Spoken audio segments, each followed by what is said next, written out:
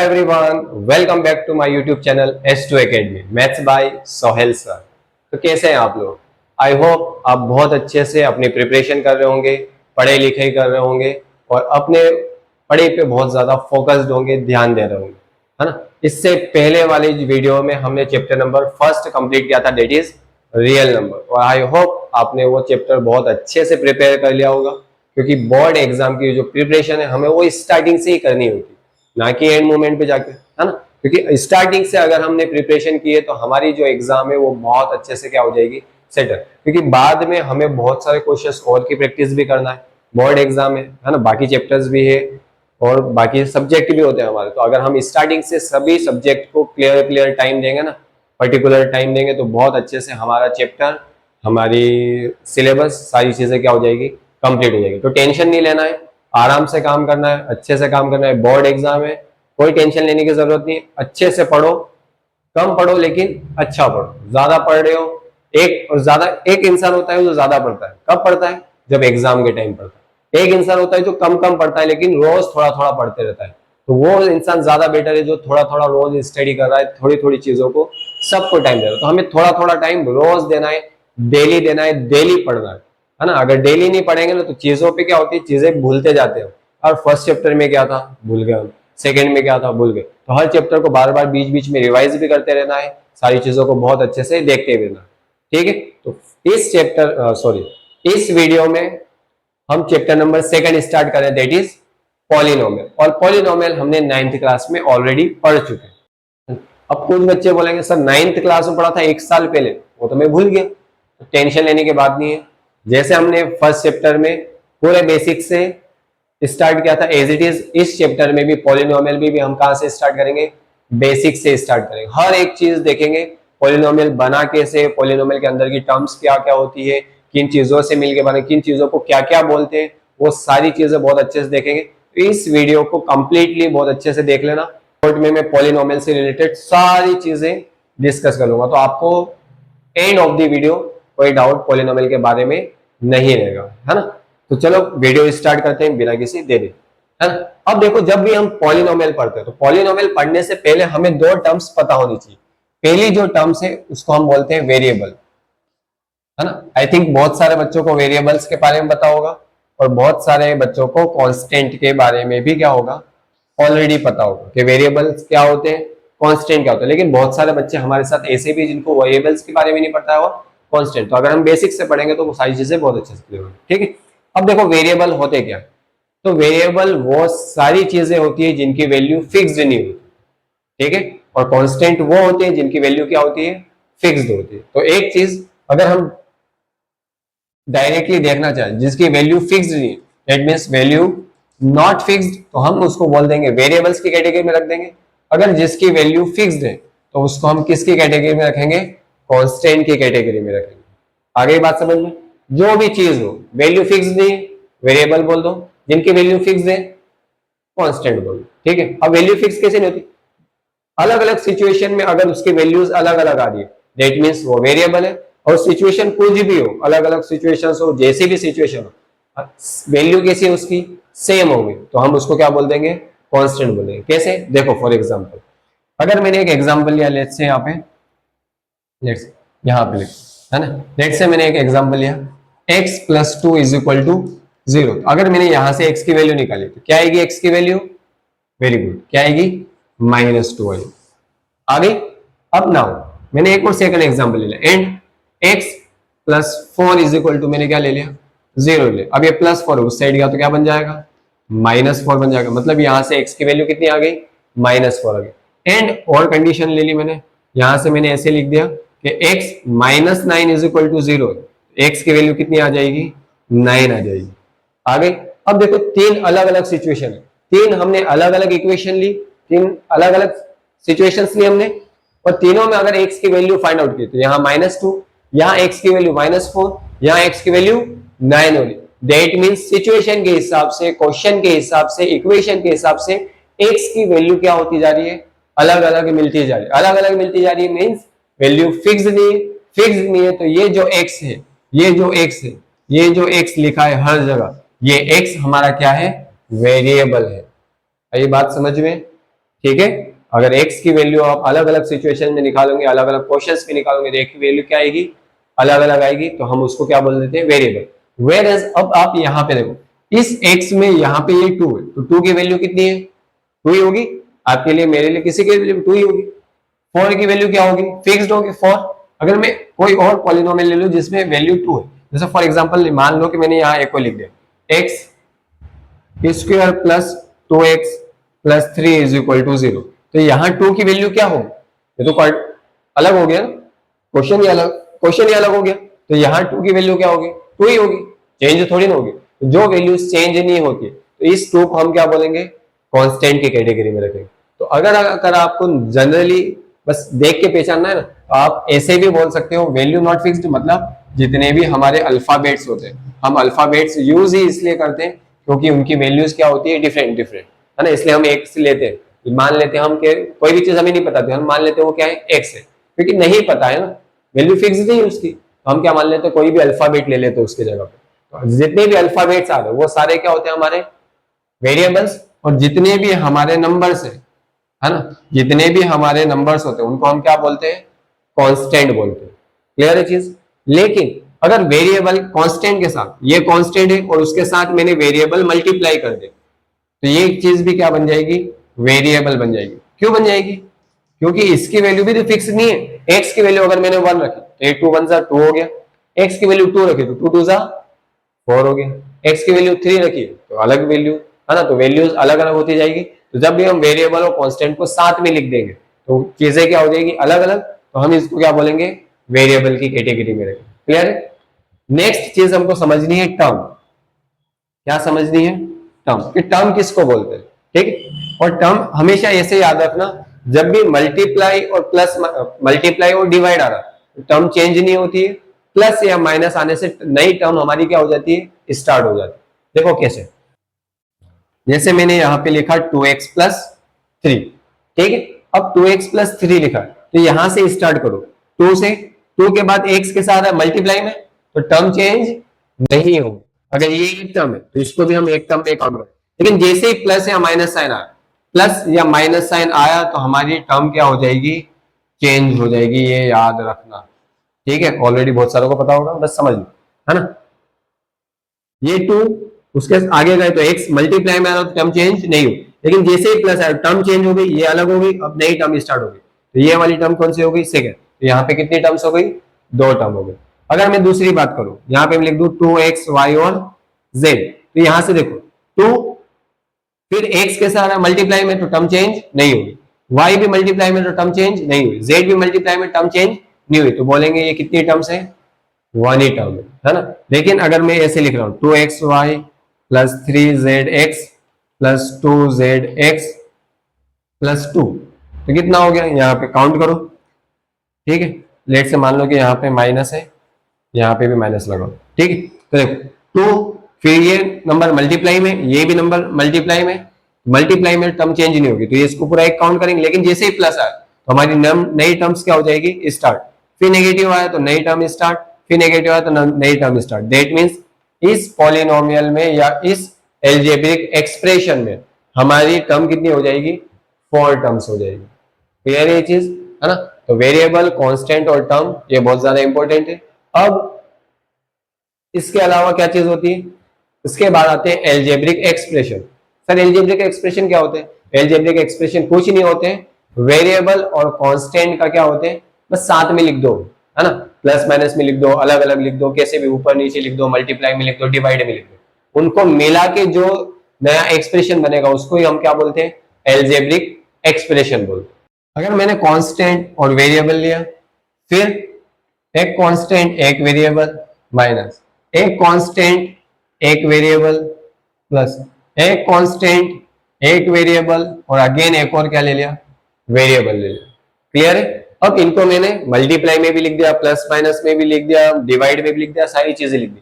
तो ये जो एक्सप्रेशन आया ना, इसी एक्सप्रेशन को हम क्या बोलते हैं, एल्जेब्रिक एक्सप्रेशन बोलते हैं। हमारा क्या बोलते हैं हम, एल्जेब्रिक एक्सप्रेशन बोलते हैं, क्योंकि इसमें वेरिएबल भी और कांस्टेंट भी और अलग अलग टर्म भी, टर्म एक भी हो तो कोई भी दिक्कत नहीं, टर्म ज्यादा हो तो उससे भी कोई प्रॉब्लम नहीं, है ना। तो एलजेब्रिक एक्सप्रेशन क्या होता है, जो वेरिएबल और कांस्टेंट से मिलकर बना हो, उसी एक्सप्रेशन को हम क्या बोलते हैं, एलजेब्रिक एक्सप्रेशन बोलते हैं। क्लियर है चीज। अब चलते हैं हम हमारे मेन टॉपिक पे, दैट इज पॉलिनोमियल। अब आपको पॉलिनोमियल की डेफिनेशन, उससे रिलेटेड सारी चीजें बहुत अच्छे से क्या हो जाएगी, समझ में आ जाएगी, क्योंकि हमने इससे पहले की जो चीजें थी, पॉलिनोमियल आया कहां से, वो चीजें देख ली, है ना। अब देखते हैं कि क्या पॉलिनोमियल है, ठीक है। तो अब देखते हैं पॉलिनोमियल्स क्या होते हैं। सबसे पहले उसकी हम डेफिनेशन देख लेते हैं, क्या होती है पॉलिनोमियल की डेफिनेशन। देखो, आपको सिर्फ इतना याद रखना, कोई भी algebraic expression, an algebraic expression, an algebraic expression where the power of a variable, where the power of a variable is a power of a variable is a whole number। तो ऐसा जो भी एक्सप्रेशन है जिसमें variable की power क्या होगी, whole number, तो हम उस एल्जेब्रिक एक्सप्रेशन को क्या बोल देंगे, पॉलिनोमियल्स। बहुत सिंपल चीज, ठीक है। एग्जांपल ले ले ताकि ज्यादा अच्छे समझ में आ जाए। लेट से ले लो एक और एग्जांपल। क्या होगा एग्जांपल, है ना। एग्जांपल ले लेते हम, क्या ले ले, कुछ भी ले लो। 2x-3, चेक करो इसको, एल्जेब्रिक एक्सप्रेशन है क्योंकि वेरिएबल और कांस्टेंट से मिलकर बना है। दूसरी चीज क्या चेक करना है, where the power of a variable, हमें सिर्फ वेरिएबल की पावर से मतलब है। किसकी पावर से मतलब है, the power of a variable, the power of a variable. Constant की पावर कुछ भी हो, कांस्टेंट कुछ भी हो, उससे हमें कोई लेना देना नहीं। क्लियर। तो वेरिएबल की पावर चेक करनी है। वेरिएबल कौन है, जो अल्फाबेट है डायरेक्टली पिक कर लो, ठीक है। अल्फाबेट कौन है, एक्स है। अब एक्स की पावर देख लो, एक्स की पावर कुछ नहीं मतलब 1 है, और 1 क्या होता है हमारा, होल नंबर। दैट मींस ये क्या हो गया हमारा, पॉलिनोमियल हो गया। आगे बात समझ में। दूसरी चीज और क्या लिख सकते हो, अगर मैंने ऐसे लिखा √2y माइनस 3y² प्लस 2, ठीक है। चेक करो पॉलिनोमियल है या नहीं। क्या करना है सर, सर वेरिएबल की पावर होल नंबर, ठीक है। वेरिएबल y की पावर 1 होल नंबर, y की पावर 2 होल नंबर, और यहाँ तो y है ही नहीं, सिर्फ वेरिएबल की पावर चेक करना थी। 1 भी होल नंबर है, 2 भी होल नंबर है, दैट मीन्स ये क्या है हमारा, पॉलिनोमियल है। क्लियर है। नेक्स्ट और एग्जांपल ले लो, z³ plus 2z² plus 3√z। बताओ ये पॉलिनोमियल है या नहीं, ठीक। देखो, वेरिएबल की power 3 whole number, verify. Variable की power 2 whole number, verified. But यहां देखो, जब यहां इस वेरिएबल की हम बात करें, तो इस वेरिएबल के ऊपर क्या लगा है, स्क्वायर रूट। और स्क्वायर रूट दैट मींस अगर स्क्वायर रूट हटेगा तो पावर कितनी आती है, 1/2। स्क्वायर रूट का मतलब क्या है, पावर 1/2 ना। तो इसको मैं अगर लिखना चाहूं तो मैं इस z को ऐसे लिख सकता हूं, z की पावर 1/2, और 1/2 हमारा होल नंबर नहीं होता है, नहीं होता है, दैट मींस ये पॉलिनोमियल नहीं। आगे बात समझ में क्लियर है हमें। चलो एक और एग्जांपल देख लेते हैं। लेट से मैंने ऐसा लिखा √2t plus 512 divided by 96 t² plus t⁻3, है ना। और यहाँ पे भी हमने स्क्वायर रूट लगा दिया और इसको लिख दिया स्क्वायर के टर्म्स, कुछ भी बना, ठीक है। अब ध्यान से देखो, अब देखो ये अलग टर्म है, ये वाली टर्म अलग है, ये टर्म अलग है, और स्क्वायर रूट में भी आ रहे हैं, स्क्वायर भी आ रहा है, तो घबराने की जरूरत नहीं। हमें तो चेक करना है क्या है, पावर ऑफ वेरिएबल। सिर्फ वेरिएबल से मतलब है, बाकी किसी से नहीं। तो वेरिएबल की पावर, t की power 1 whole number, correct. t की power 2 whole number, correct. t की पावर 3 होल नंबर, करेक्ट। हमारी डेफिनेशन फुलफिल, डेफिनेशन फुलफिल, तो हम क्या बोल देंगे, ये क्या है हमारा, पॉलिनोमियल। क्लियर है ये चीज, ठीक है। अब अगर ऐसे लिखा है, मान लो अगर मैंने ऐसे लिख दिया 2/a plus 3a² plus 5a, बताओ ये पॉलिनोमियल है, ये नहीं। अब इधर देखो, यहाँ पे बहुत सारे बच्चे क्या मिस्टेक करते हैं पता है। मैंने क्या बोला, वेरिएबल की पावर चेक करना होल नंबर, तो बच्चे क्या बोलेंगे, वेरिएबल की पावर 1 होल नंबर है सर, वेरिएबल की पावर 2 सर होल नंबर है, वेरिएबल की पावर यहाँ भी क्या है, लेट से मान लो 3 है, तो एक की वैल्यू क्या मान ली 3, तो वेरिएबल की power 3 that means whole number.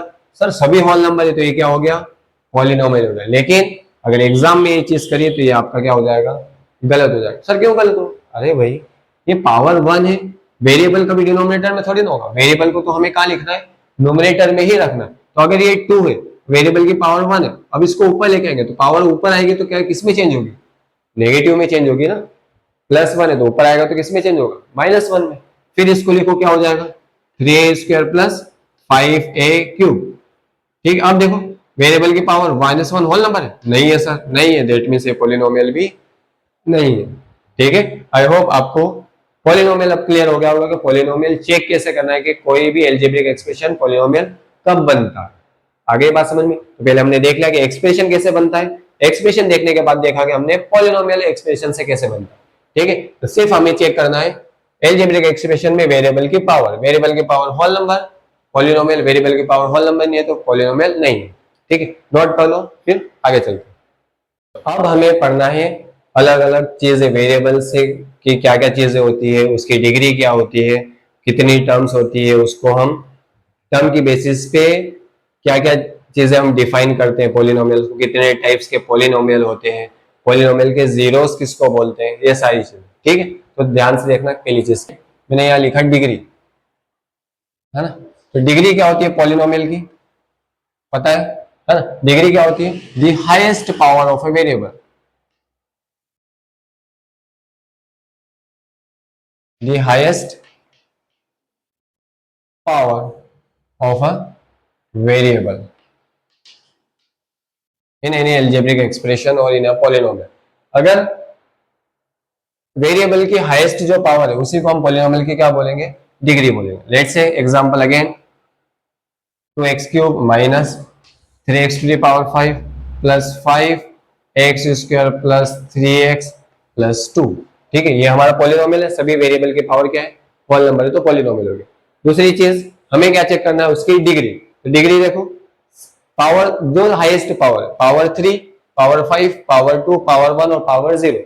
Highest power क्या हुई 5, तो हम बोल देंगे ऊपर वाला जो पॉलिनोमियल है उसकी डिग्री कितनी होगी, उस पॉलिनोमियल की डिग्री कितनी होगी 5। आगे बात समझ में, डिग्री में कुछ ही नहीं करना है, आपको सिर्फ वेरिएबल की पावर देखना है, जो वेरिएबल की हाईएस्ट पावर होगी वही उसकी क्या कहलाएगी, डिग्री कहलाएगी। क्लियर है। और एक और चीज है ना, अगर मैंने यहाँ p लिखा, डेट मीन्स अगर मैंने पॉलिनोमियल को ऐसे लिखा है px, पॉलिनोमियल को हम डिफाइन कैसे करते हैं, इसको हम रीड ऐसे करते हैं polynomial in x variable. That means अगर मैं यहाँ पे कोई भी पॉलिनोमियल लिख रहा हूँ तो इस पॉलिनोमियल में जो वेरिएबल आएगा वो सिर्फ x की टर्म्स में होगा, y की या दो अदर अल्फाबेट के टर्म में नहीं होगा। जैसे मैंने लिखा 2x² प्लस 5x प्लस 3, तो ये px इज इक्वल टू हमने लिख दिया 2x² प्लस 5x प्लस 3। लेकिन अगर मैंने ऐसे लिखा py, तो ये जो पॉलिनोमियल होगा वो किसकी टर्म्स में होगा, y की टर्म्स में होगा। दैट मींस y वेरिएबल आएगा, तो ये पॉलिनोमियल को हम कुछ ऐसे लिख देंगे 5y प्लस 3। तो px लिखा है तो डरने की जरूरत नहीं, px मतलब क्या है, पॉलिनोमियल इन y वेरिएबल। आगे बात समझ में, px लिखा है that means polynomial in x variable. तो जो भी पॉलिनोमियल आएगा उसके अंदर वेरिएबल क्या होता है उसी को हम इस शॉर्ट फॉर्म में लिख देते हैं py और px के फॉर्म। आगे बात समझ में, ठीक है। अब इनके टाइप्स देख लेते हैं। तो टाइप्स दो टाइप के होते हैं इनके भी, डिग्री के बेसिस पे पॉलिनोमियल अलग होते हैं और टर्म की बेसिस पे पॉलिनोमियल क्या होते हैं, अलग अलग होते हैं। ठीक है, तो इसको रफ करते हैं और चेक करते हैं। तो चलो आ जाओ टाइप्स ऑफ पॉलिनोमियल। तो क्या देखना है, इसके हमें टाइप देखना है। तो ये होगा हमारे टाइप्स ऑफ पॉलिनोमियल। अब मैंने कहा कि टाइप कितने अलग अलग, on the basis of degree polynomial अलग टाइप के होते हैं, on the basis of terms polynomial अलग टाइप के होते हैं। और हमने ये दोनों चीजें पहले समझ ली कि टर्म्स क्या होता है और डिग्री क्या होता है। अब देखो, अगर किसी पॉलिनोमियल में, जैसे यहाँ पे हमने लिखा पॉलिनोमियल और डिग्री, ठीक है, ये टर्म्स अलग हो गई। अगर किसी पॉलिनोमियल की डिग्री, मैंने बोल दिया कि कोई पॉलिनोमियल है उसकी डिग्री 1 है, तो उस पॉलिनोमियल को हम बोलते हैं लीनियर पॉलिनोमियल। क्या कहेंगे, लीनियर पॉलिनोमियल। आगे ये बात समझ में, कोई भी पॉलिनोमियल अगर उसकी डिग्री 1 आ रही है, तो डिग्री 1 है दैट मींस वो पॉलिनोमियल क्या कहलाएगा, हमारा linear polynomial. As it is अगर कोई पॉलिनोमियल है और उसमें पॉलिनोमियल की डिग्री कितनी आ रही है, 2 आ रही है, तो उसको हम बोल देते हैं क्वाड्रेटिक पॉलिनोमियल। क्या कहेंगे, क्वाड्रेटिक पॉलिनोमियल। ठीक है, लेट से अगेन अगर डिग्री किसी की 3 आ गई तो उस पॉलिनोमियल को हम क्या बोलते हैं, क्यूबिक पॉलिनोमियल। और अगर किसी पॉलिनोमियल की डिग्री 4 आ गई तो क्या बोलेंगे उसे हम, by quadratic by quadratic polynomial. आगे बात समझ में? डिग्री 1 तो लीनियर पॉलिनोमियल, डिग्री 2 तो क्वाड्रेटिक पॉलिनोमियल, डिग्री 3 तो क्यूबिक पॉलिनोमियल, डिग्री 4 तो बाई क्वाड्रेटिक पॉलिनोमियल। सर अगर डिग्री 5 हो गई तो क्या करेंगे? कुछ नहीं, है ना। डिग्री 4 या 4 से ज्यादा हो तो आप सिंपली उसको क्या लिख देना, डिग्री अगर ग्रेटर देन 4 है, 4 से क्या है, बड़ी है, तो हम उसको जनरली पॉलिनोमियल ही बोल देते हैं ना। बहुत सारे सबके नाम होते हैं अलग अलग, हमें इतना नाम याद रखने की जरूरत नहीं। 4 याद रखो, अगर डिग्री 4 तक है तो वहां लिख देंगे हम बाई क्वाड्रेटिक, और ज्यादा है तो ऐसे डायरेक्टली कोई चीज पूछी नहीं जाती है ना।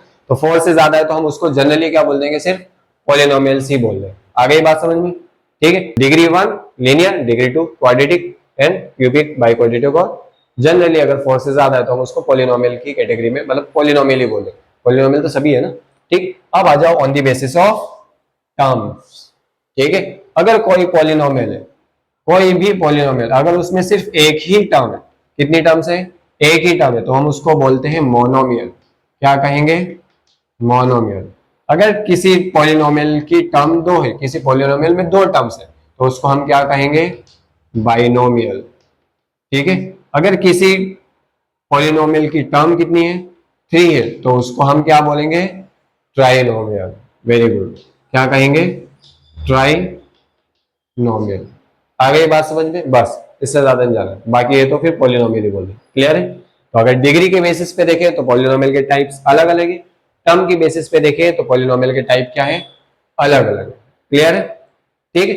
अब अगर एग्जांपल देना चाहूं, तो अगर मैं लीनियर पॉलिनोमियल का एग्जांपल देना चाहूं तो मैं इसको लिख सकता हूं 2x प्लस 3। ये क्या है हमारा? Linear polynomial. क्यों लीनियर पॉलिनोमियल है? क्योंकि इसकी डिग्री कितनी है, 1, तो इसको हम बोल देंगे क्या? Linear polynomial. क्वाड्रेटिक पॉलिनोमियल का एग्जांपल देना चाहूं तो मैं यहां लिख सकता हूं 2x² प्लस 3। इसमें हाईएस्ट पावर कितनी है? 2 है, दैट मींस डिग्री 2 हो गई, तो क्या बन गया? क्वाड्रेटिक। क्यूबिक के लिए मैं क्या बना सकता हूं? x³ plus 2x²। Highest power 3 तो डिग्री 3, तो क्या बोल देंगे? Cubic. As it is by quadratic में पावर कितनी होगी? 4 होगी, है ना, और उसको हम क्या बोल देंगे? By quadratic. और अगर हाईएस्ट ज्यादा पावर से, है ना, तो घबराने की जरूरत नहीं, हम उसको जनरली क्या बोल देंगे? पॉलिनोमियल ही बोल देंगे। आगे बात समझ। अगर टर्म की बात करें तो अगर एक टर्म है, दैट मींस मैंने 2x लिखा, तो वो क्या बन जाएगा? मोनोमियल, है ना, पावर से मतलब नहीं है। अब बाइनोमियल की बात करें तो दो से ज्यादा term, that means 2x plus 5x² plus 3, sorry 5x², है ना। दो टर्म हो गई, दो टर्म हो गई तो क्या बोल देंगे? बाइनोमियल। और ट्राइनोमियल के लिए हम क्या बोल देंगे? 3 terms, 5x² minus 3x plus 1/2, तो कितनी टर्म्स हो गई? 3 टर्म्स, तो हम इसको क्या बोल देंगे? ट्राइनोमियल। क्लियर है ये चीज, है ना। तो डिग्री वाइज अलग, टर्म्स वाइज अलग। आई होप आपको ये इनका क्लासिफिकेशन समझ में आया होगा। क्लियर? तो अब बात करते हैं जीरोस ऑफ पॉलिनोमियल, क्योंकि पॉलिनोमियल के जीरोस क्या होते हैं और किन्हें जीरोस बोलते हैं। ठीक है, बहुत सिंपल सी चीज है। लेट से मैंने एक पॉलिनोमियल लिया एग्जांपल के लिए, मैंने छोटा सा ले लेते हैं हम, 5x प्लस 3 ले लें। ठीक है, छोटा सा पॉलिनोमियल है। अब पहले इसके टाइप बता दो। चलो, इसमें टर्म कितनी है? 2 टर्म है, तो टर्म के बेसिस पर अगर मैं बोलूंगा तो ये पॉलिनोमियल कौन सा है?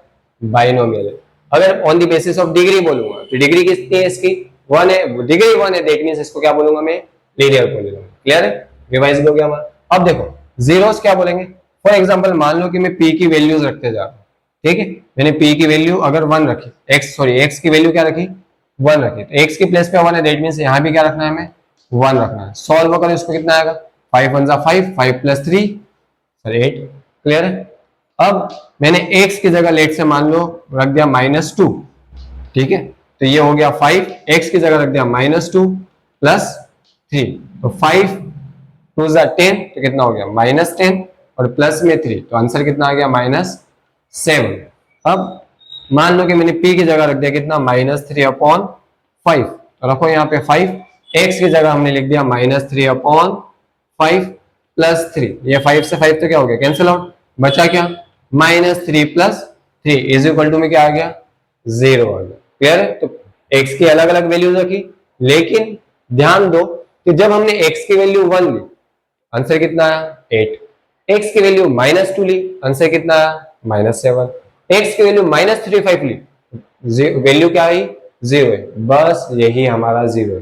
क्या ये? हाँ ठीक। देखो क्या कि वेरिएबल की, अब देखो ध्यान से सुनना मैं क्या बोल रहा हूं, वेरिएबल की वो वैल्यू, ये वैल्यू किसकी है, वेरिएबल की है ना, तो वेरिएबल की वो वैल्यू जिसपे हमारा पूरा पॉलिनोमियल कितना हो जाए, जीरो हो जाए, या उसकी वैल्यूज कितनी हो जाए, जीरो हो जाए। तो वेरिएबल की वो वैल्यू जिसपे पॉलिनोमियल क्या हो जाए, जीरो के इक्वल, उसी को हम उसका क्या बोलते हैं, जीरोस ऑफ दैट पॉलिनोमियल।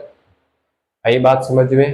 तो बस हमें वेरिएबल की वो वैल्यू फाइंड आउट करनी है जहां वो, जिस वैल्यू पे वो पूरा पॉलिनोमियल क्या वैल्यू देगा, जीरो वैल्यू देगा, तो उसी को हम उसका क्या बोलते हैं, जीरोस ऑफ पॉलिनोमियल। आगे बात समझ में? अगेन हमें वेरिएबल की वो वैल्यू चेक करना है जिसको रखने पे, पॉलिनोमियल के अंदर रखने पे जिसकी वैल्यू क्या आ जाए, जीरो के इक्वल, उसी को हम क्या बोलते हैं, उस पॉलिनोमियल का जीरो बोलते हैं। अब जीरो क्या एक ही होगा, नहीं, है ना, जीरोस एक भी हो सकता है, दो भी हो सकते हैं, तीन भी हो सकते हैं, चार भी, कितने भी जीरोस हो सकते हैं। अब कैसे होते हैं देखो, हमने अब एक पॉलिनोमियल ले लिया एक्स स्क्वायर प्लस 2x, फिर इसमें अलग अलग वैल्यूज रखो। देखो अगर मैं वैल्यू रखता हूं 1, तो इसकी वैल्यू क्या आएगी, 1 का स्क्वायर 1 प्लस 2 1 जा 1 और 2 1 जा 2, 2 प्लस 1 3। आगे वैल्यू, अगर मैं पॉलिनोमियल की जगह माइनस, सॉरी वैल्यू एक्स की जगह -1 रखता हूं तो क्या हो जाएगा, ये हो जाएगा -1 का स्क्वायर प्लस एक्स की जगह -1, तो क्या हो गया, -1 का स्क्वायर 1 प्लस माइनस माइनस, तो ये कितना हो गया, -1, 2 1 जा 2, माइनस करो तो कितना आ गया, -1। अगर मैं p की x की जगह लिख दिया 0, यहाँ 0 रखो, 0 का स्क्वायर 0 प्लस 2 और x की जगह रख दिया 0, 2 का 0 से मल्टीप्लाई किया 0, 0 प्लस 0 क्या आ गया, 0 आ गया। दैट मीन्स ये 0 जो है वो क्या हो गया, इसका पॉलिनोमियल का 0 0। ठीक है, अब दूसरा क्या हो सकता है, अब अगर मैंने वैल्यू रख दी -2, तो देखो -2 रख के यहाँ रखा मैंने -2 और यहाँ रख दिया वापस -2, इस पॉलिनोमियल में वैल्यू रख रहे हैं सिर्फ x की। ठीक है, तो -2 का स्क्वायर कितना हो गया, 4, 2 2 जा 4, लेकिन plus minus minus minus minus cancel out, sorry 4 - 4 0, तो इसको भी रखने पे वैल्यू क्या आ गई, 0। दैट मीन्स इस पॉलिनोमियल के जीरोस कितने हो गए, 2 हो गए। एज इट इज पॉलिनोमियल के जीरोस 3 भी हो सकते हैं, 4 भी हो सकते हैं, कितने भी हो सकते हैं, है ना, वो डिपेंड करता है पॉलिनोमियल, है ना। तो इस पॉलिनोमियल के जीरोस कितने हो गए, 2। आ गई बात समझ में? अब कौन से पॉलिनोमियल के कितने जीरोस हो सकते हैं, ये कैसे फाइंड आउट करेंगे, देखो अगर पॉलिनोमियल लीनियर है, हमारा पॉलिनोमियल क्या है, लीनियर है, तो इसके जो 8 जीरोस होंगे वो एट मोस्ट कितने होंगे, 1 0। एट मोस्ट मतलब ज्यादा से ज्यादा, ज्यादा से ज्यादा एक हो सकते हैं और कम भी हो सकते हैं, है ना। फिर क्वाड्रेटिक पॉलिनोमियल, तो क्वाड्रेटिक पॉलिनोमियल के जो जीरो होते हैं वो क्या होते हैं, एटमोस्ट 2 जीरोस होते हैं, है ना। ज्यादा से ज्यादा 2 जीरो हो सकते हैं, एक जीरो भी हो सकता है और नहीं भी हो सकते, जरूरी नहीं कि हर पॉलिनोमियल के जीरोस फाइंड आउट ही हो, आइए सही, है ना, कोई बहुत बार वैल्यूज नहीं मिली। ठीक है, तो क्वाड्रेटिक पॉलिनोमियल के एटमोस्ट कितने जीरोस होते हैं, 2 जीरोस। एज इट इज अगर क्यूबिक पॉलिनोमियल है तो उसके एटमोस्ट कितने जीरोस होंगे, 3 जीरोस होंगे। आगे बात समझ में? तो एटमोस्ट वहां लगा देना जितनी उसकी डिग्री, हमें पता है क्यूबिक की डिग्री कितनी होती है, 3, तो इसके एटमोस्ट 3 जीरोस होते हैं। क्वाड्रेटिक की डिग्री कितनी होती है, 2, तो इसके एटमोस्ट 2 जीरोस होंगे। लीनियर की डिग्री कितनी होती है, 1, तो उसके एटमोस्ट कितने जीरोस होंगे, 1 जीरो। आगे बात समझ में? अब आपको सारी चीजें क्लियर हो गई होगी, अलग डिग्री क्या होती है, टर्म क्या होती है, on the basis of term polynomial कितने टाइप के, on the basis of degree polynomial कितने टाइप्स के, जीरोस ऑफ पॉलिनोमियल किसको बोलते हैं, अगर कौन सा पॉलिनोमियल है तो उसके ज्यादा से ज्यादा कितने जीरोस आ सकते हैं। क्लियर है? अब जीरोस का हमें ग्राफिकल रिप्रेजेंटेशन देखना है कि अगर आपको ग्राफ दिया तो ग्राफ देख के आप कैसे पता लगाओगे, अगर पॉलिनोमियल का मैंने ग्राफ बना दिया, बस ग्राफ देख के आपको पता लगाना है कि वो पॉलिनोमियल के जीरोस कितने हैं, है ना। सिर्फ ग्राफ देख के आप फाइंड आउट करो कि जीरोस कितने हैं, तो वो भी हम कर सकते हैं। कैसे, चलो पहले इसको रफ करते हैं फिर देखते हैं। ठीक, अब हमें देखना है ग्राफिकल रिप्रेजेंटेशन ऑफ पॉलिनोमियल, कि पॉलिनोमियल के ग्राफ कैसे होते हैं और ग्राफ के थ्रू हम कैसे बता सकते हैं कि उस पॉलिनोमियल के कितने जीरोस होंगे, एक जीरो होगा, 2 जीरो होगा या 3 जीरो होगा या कोई जीरोस नहीं होगा। तो सिर्फ हमें देख के पता लगाना है कि पॉलिनोमियल के जीरोस होंगे या नहीं होंगे, या होंगे तो कितने होंगे, नहीं होंगे तो कैसे नहीं होंगे। ठीक है, अब देखो कैसे देखना। फॉर एग्जाम्पल मैंने एक पॉलिनोमियल लिया px, है ना, मैं एक पॉलिनोमियल को डिनोट कर रहा हूँ किससे, px, और उसका एक ग्राफ बनाता हूँ। लेट से मैंने एक ग्राफ बनाया, ठीक है, ये किसी भी एक पॉलिनोमियल का ग्राफ है, पॉलिनोमियल हमारा px और उसका मैं लेट से एक ग्राफ बना लेता हूँ। लेट से मैंने एक ग्राफ बनाया, ये ग्राफ है, और ये ग्राफ किसका है, इस पॉलिनोमियल फंक्शन का, है ना, दैट इज px का एक ग्राफ बना दिया। तो जब भी आपको पॉलिनोमियल है और पॉलिनोमियल का ग्राफ दिया तो जीरोस कैसे हम फाइंड आउट करेंगे, अगर पॉलिनोमियल x की टर्म्स में, किस टर्म में, x के टर्म्स में, दैट मींस वेरिएबल वहां पे x है, वेरिएबल वहां पे x है, इसका मतलब ये है कि x एक्सिस को, दैट मींस x एक्सिस को कितने टाइम्स कट कर रहा है, x एक्सिस को कितने टाइम्स कट कर रहा है, कितने टाइम्स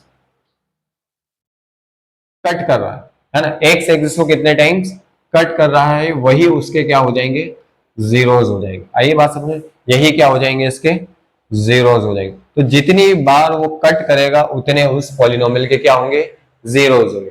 बट एक चीज याद रखना, जब भी आपको पॉलिनोमियल दिया है तो सबसे पहले उसमें देखना वेरिएबल एक्स है या वाई है।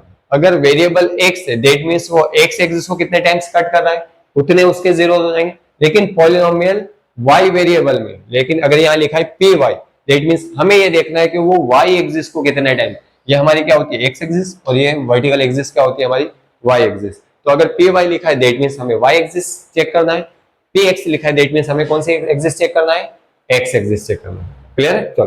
तो x एक्सिस को जितने टाइम कट कर रहा है बोल दो, वो उतने उसके क्या है, जीरो से। तो काउंट करो, 1 2 3 एंड 4, तो हम बोल देंगे इस पॉलिनोमियल के जीरोस, तो जीरोस कितने हो जाएंगे, 4 हो जाएंगे।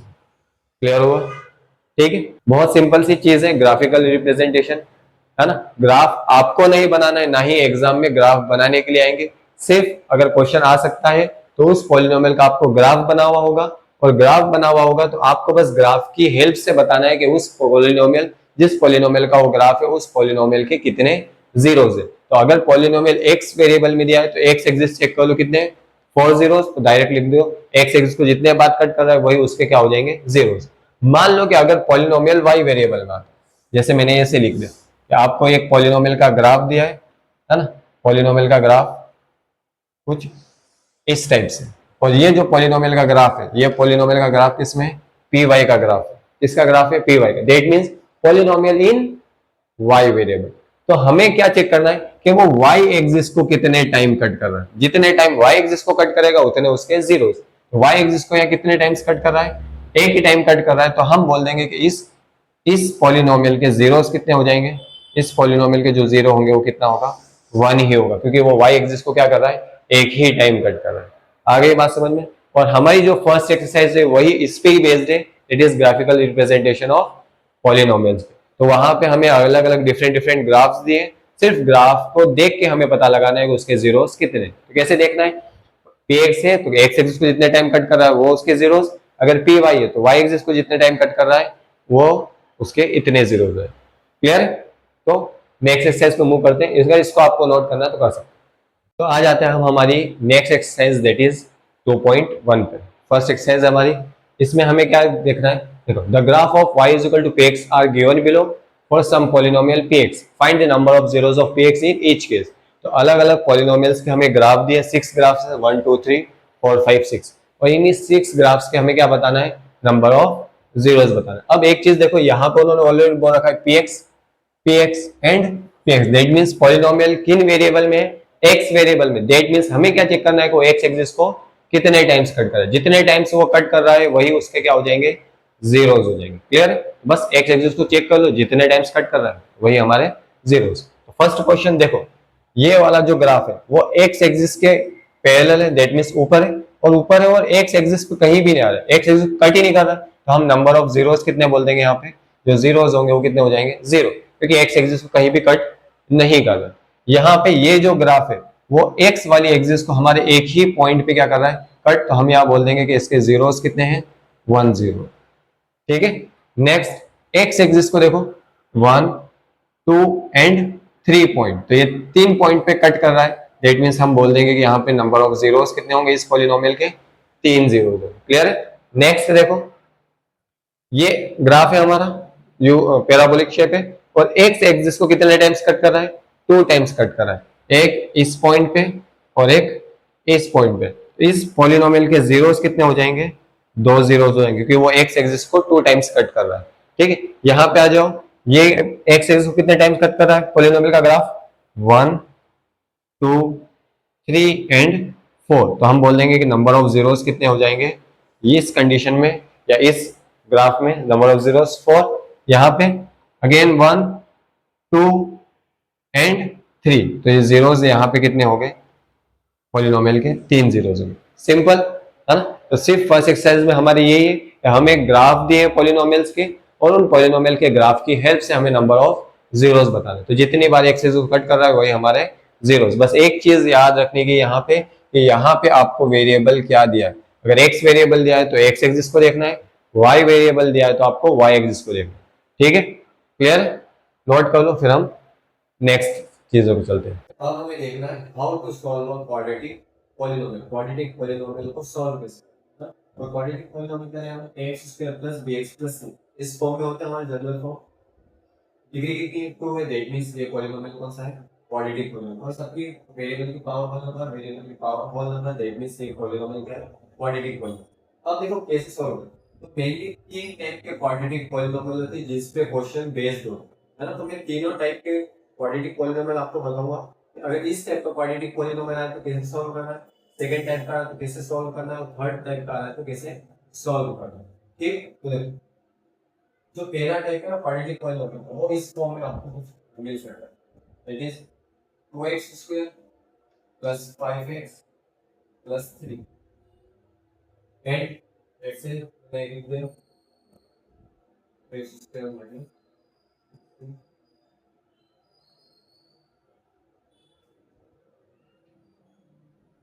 ठीक है। अब देखो मैंने यहाँ पे तीन पॉलिनोमियल, तो तीन पॉलिनोमियल्स और ये तीनों पॉलिनोमियल कैसे क्वाड्रेटिक पॉलिनोमियल। जैसे सर देखो इसमें भी कितनी डिग्री 2 है, दैट मींस ये पॉलिनोमियल क्वाड्रेटिक पॉलिनोमियल, यहाँ पे डिग्री 2 है, इसकी भी डिग्री 2 है, तो ये सभी के हमारे क्वाड्रेटिक पॉलिनोमियल। लेकिन तीनों के टाइप अलग है। यहाँ पे आपको तीनों टर्म दिख रहे हैं तो हमारे जनरल फॉर्म में होते हैं x square plus bx plus c। ठीक, लेकिन यहाँ पे आपको देखो x स्क्वायर वाली टर्म है, x स्क्वायर वाली टर्म और 16 दैट मींस कांस्टेंट टर्म। यहाँ पे बीच वाली टर्म नहीं है, मिडिल वाली टर्म है, दैट मींस यहाँ b की वैल्यू कितनी होगी, 0 होगी, तभी ये क्वाड्रेटिक पॉलिनोमियल है। यहाँ पे क्या होगा x स्क्वायर वाली टर्म x वाली टर्म, लेकिन कांस्टेंट टर्म नहीं, दैट मींस कांस्टेंट टर्म क्या होगी यहाँ पे 0 है। तो ये है सभी क्वाड्रेटिक पॉलिनोमियल, लेकिन इन तीन फॉर्मेट में अलग-अलग क्वाड्रेटिक पॉलिनोमियल पूछे जाते हैं जिनको फाइंड करना। तो तीनों के तरीके थोड़ा अलग-अलग है, तो मैं तीनों के वन बाय वन बता देता हूं कि अगर ऐसा पॉलिनोमियल आता है जिसमें तीनों वैल्यूज आपको दी तो आपको कैसे सॉल्व करना है, अगर दो वैल्यूज दिए तो कैसे करना है, और दो वैल्यूज दिए तो कैसे सॉल्व करना है। तो पहले देखो यहाँ पे हमने तीनों दी, a की वैल्यू दी, b की वैल्यू दी और c की वैल्यू। जब भी इस टाइप का पॉलिनोमियल आता है तो सबसे पहले पॉलिनोमियल को अरेंज करना होता है। अरेंज कैसे, जैसे पावर 2 पहले, फिर पावर 1 और फिर क्या आएगी कांस्टेंट। बहुत बार क्या करता है एग्जामिनर चीजों को शफल करके दे देगा, फिर प्लस 3 आगे लिख देगा, 2x स्क्वायर पीछे लिख देगा, 5x इस साइड वगैरह नहीं होगा। तो सबसे पहले आपका काम क्या होना चाहिए, अरेंज करना। ये ऑलरेडी अरेंज हो, पावर 2 वाले को आगे, फिर पावर 1 वेरिएबल की पावर 1, फिर यहाँ पे वेरिएबल नहीं है दिस कांस्टेंट है, क्लियर। अब अरेंज कर दिया तो इसको ये जो जिससे हमें सॉल्व करना है, इससे हमें सॉल्व करना है किससे, स्प्लिटिंग की मिडिल टर्म से, इससे सॉल्व करना है, इसको सॉल्व करना है आपको स्प्लिटिंग की मिडिल टर्म, स्प्लिटिंग स्प्लिटिंग की मिडिल टर्म है।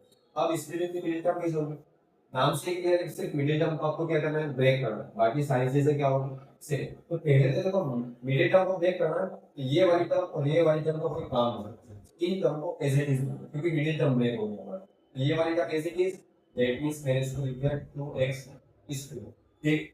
फिर प्लस 3 एज इट इज, तो ये वाला प्लस 3 को भी यहां लिख दिया एज इट इज, क्योंकि हमें मिडिल टर्म को ब्रेक करना है। अब ब्रेक कैसे करना है उसका भी एक क्राइटेरिया है। पहले तो स्टार्टिंग वाली टर्म और लास्ट वाली टर्म के कोएफिशिएंट को क्या करो, multiply, that means constant term और x स्क्वायर दो के कोएफिशिएंट है उसका मल्टीप्लाई करो, कितना है 2 3 जा 6, ठीक। तो क्या करोगे आप 6 को लिख लो, हां ये लिख दो 6, ठीक। अब 6 के फैक्टर्स निकालो, फैक्टर लिख दो, छोटा नंबर होगा तो डायरेक्ट ये मेथड लगाओ, बड़ा होगा तो क्या करना है मैं बताऊं।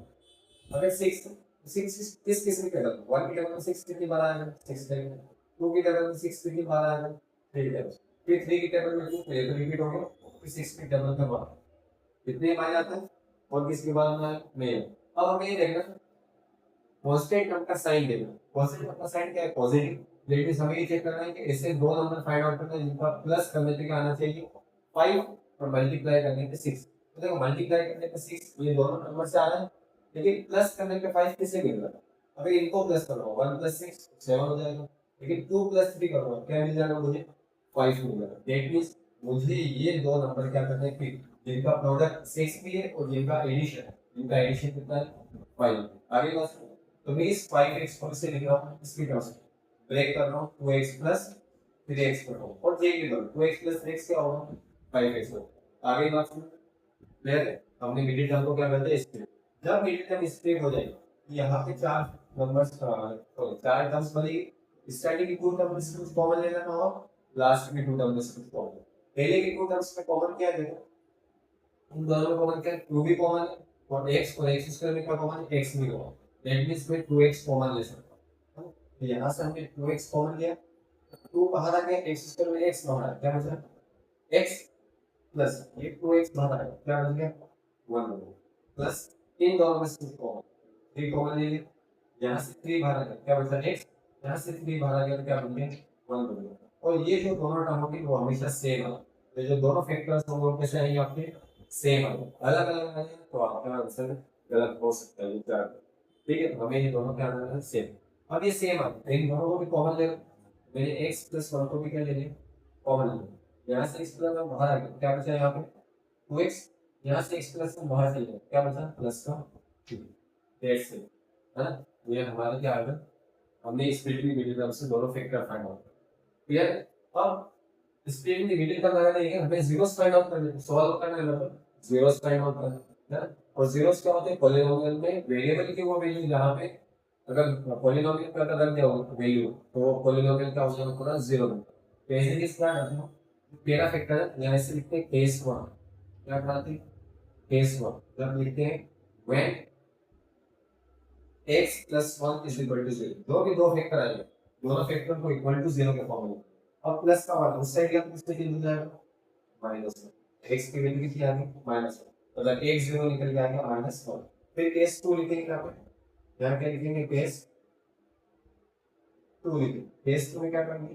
व्हेन दूसरा फैक्टर 2x + 3 = 0, तो यहाँ से जो x की वैल्यू +3 उस साइड गया तो -3 और मल्टीप्लाई में दूसरा थोड़ा आगे डिवाइड करना, x की वैल्यू से क्या आ गई? -3 आगे दो जीरोस। ठीक है, और हमारे क्वाड्रेटिक पॉलीनोमियल तो हमने पढ़ा था, क्वाड्रेटिक पॉलीनोमियल के कितने? एट मोस्ट 2 जीरोस है, तो ज्यादा से ज्यादा 2 जीरो हमारे पास है। पहला जीरो आया -1, दूसरा जीरो आ गया -3। आगे क्वेश्चन है, और जब इस पॉलीनोमियल में रखोगे ना तो ये पॉलीनोमियल पूरा जीरो बन जाएगा। रख के एक बार चेक करें। क्लियर है? समझ में आ गई? जब तीनों टर्म उसको हम सॉल्व करेंगे किससे? स्प्लिटिंग की मिडिल टर्म से। तो मिडिल टर्म कैसे ब्रेक करना है? पहले तो अरेंज करना है पॉलीनोमियल को, फिर x² के कोएफिशिएंट को मल्टीप्लाई करना है किससे? कांस्टेंट टर्म से। 2 × 3 = 6। अब 6 के फैक्टर निकालो, 1 की जगह 6 टाइम आएगा, 2 की जगह 6 3 टाइम्स आएगा, है ना? और 3 की टेबल में तो ये रिपीट होगा, 3 की टेबल में 2 बार आ गया, 6 टेबल में 2। बस अब बस हमें ये चेक करना है कि प्लस करने पर 5 किसको मिलेगा? 2 और 3 को प्लस करने पर ये दोनों ये 0, 5 को हमने लिख दिया 2x + 3। बाकी ये जो हमारी टर्म है उससे रहेगी, क्योंकि हमें मिडिल टर्म को क्या करना है? स्प्लिट करना। अब ये चार टर्म हो जाएगी, पहले की दो टर्म में से कुछ कॉमन आएगा, लास्ट की दो टर्म में से कुछ कॉमन आएगा। कॉमन लेने के बाद ये दोनों जो फैक्टर्स आएंगे वो हमेशा सेम है, तो उनको भी कॉमन लेना, जो बन जाएगा वो फैक्टर लेना। तो दो फैक्टर आएंगे, पहले वाले को 0 के इक्वल लिखना, तो पहला 0 मिल जाएगा, दूसरे वाले को 0 के इक्वल रखेंगे तो हमें क्या मिल जाएगा? दूसरा वाला 0। क्लियर? अब देखो कि क्वाड्रेटिक पॉलीनोमियल अगर आपको इस फॉर्म में जहां पे आपको x² वाली टर्म दी और कांस्टेंट टर्म, तो क्या करो? तो देखो ध्यान से, ये जब भी दिया हो इसको चेंज करने की कोशिश करना, किसमें? हमारी आइडेंटिटी है, ओके? a² - b² क्या होता है?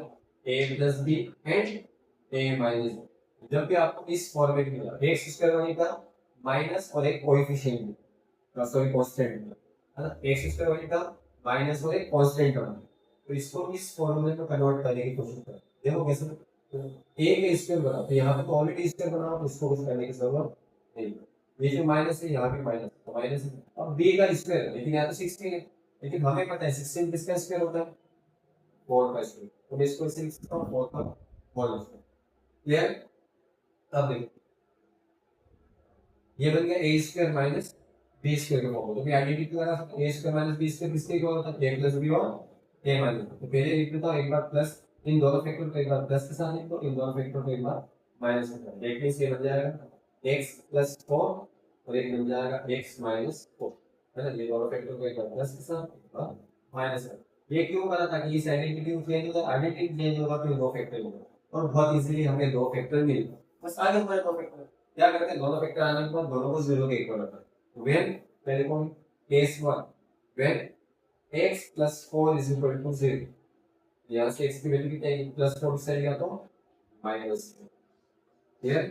फिर केस सेकंड लिखो, case second when x minus 4 is equal to 0, minus 4 से आएगा किसमें के दोनों प्लस 4, x की वैल्यू कितनी आ रही है प्लस 4। आगे का सम है, ये हमें दो जीरोस मिल गए इस क्वाड्रेटिक पॉलीनोमियल। अब इधर आ जाओ, यहाँ पे क्या देखो, x स्क्वायर वाली टर्म है और x वाली, तो जब भी x स्क्वायर वाली टर्म है और x वाली टर्म कांस्टेंट टर्म नहीं है आपको, यहाँ पे क्या करना है आपको, डायरेक्टली कॉमन लेना है। क्या लेना, डायरेक्टली कॉमन लेना है, ठीक। दोनों में कॉमन क्या है, x कॉमन है, तो यहाँ x स्क्वायर में से x चलेगा, x मतलब, और 2x में से x चलेगा, क्या बनेगा सिर्फ आगे दो फैक्टर्स सिंपली। फिर वही केस 1, क्या बनाओगे केस 1 व्हेन पहला फैक्टर 0 के इक्वल होगा, तो x की वैल्यू क्या आएगी 0, क्योंकि यहाँ पर कुछ है ही ना, ये वाला 0 के इक्वल होगा, x की वैल्यू 0।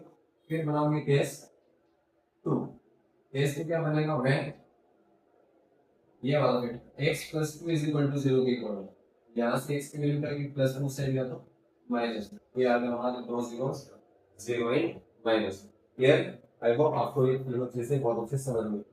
तो क्वाड्रेटिक पॉलीनोमियल के फॉर्मेट में आ सकते हैं आपके पास, केवल टर्म दी हो तो स्प्लिटिंग की मिडिल टर्म लगा देना, दो टर्म दी हो जिसमें एक स्क्वायर वाली टर्म और एक कांस्टेंट टर्म और बीच में क्या माइनस, तो हम आइडेंटिटी लगाने की कोशिश करते हैं, वो लग जाएगी तो वापस जीरो बन जाएगी।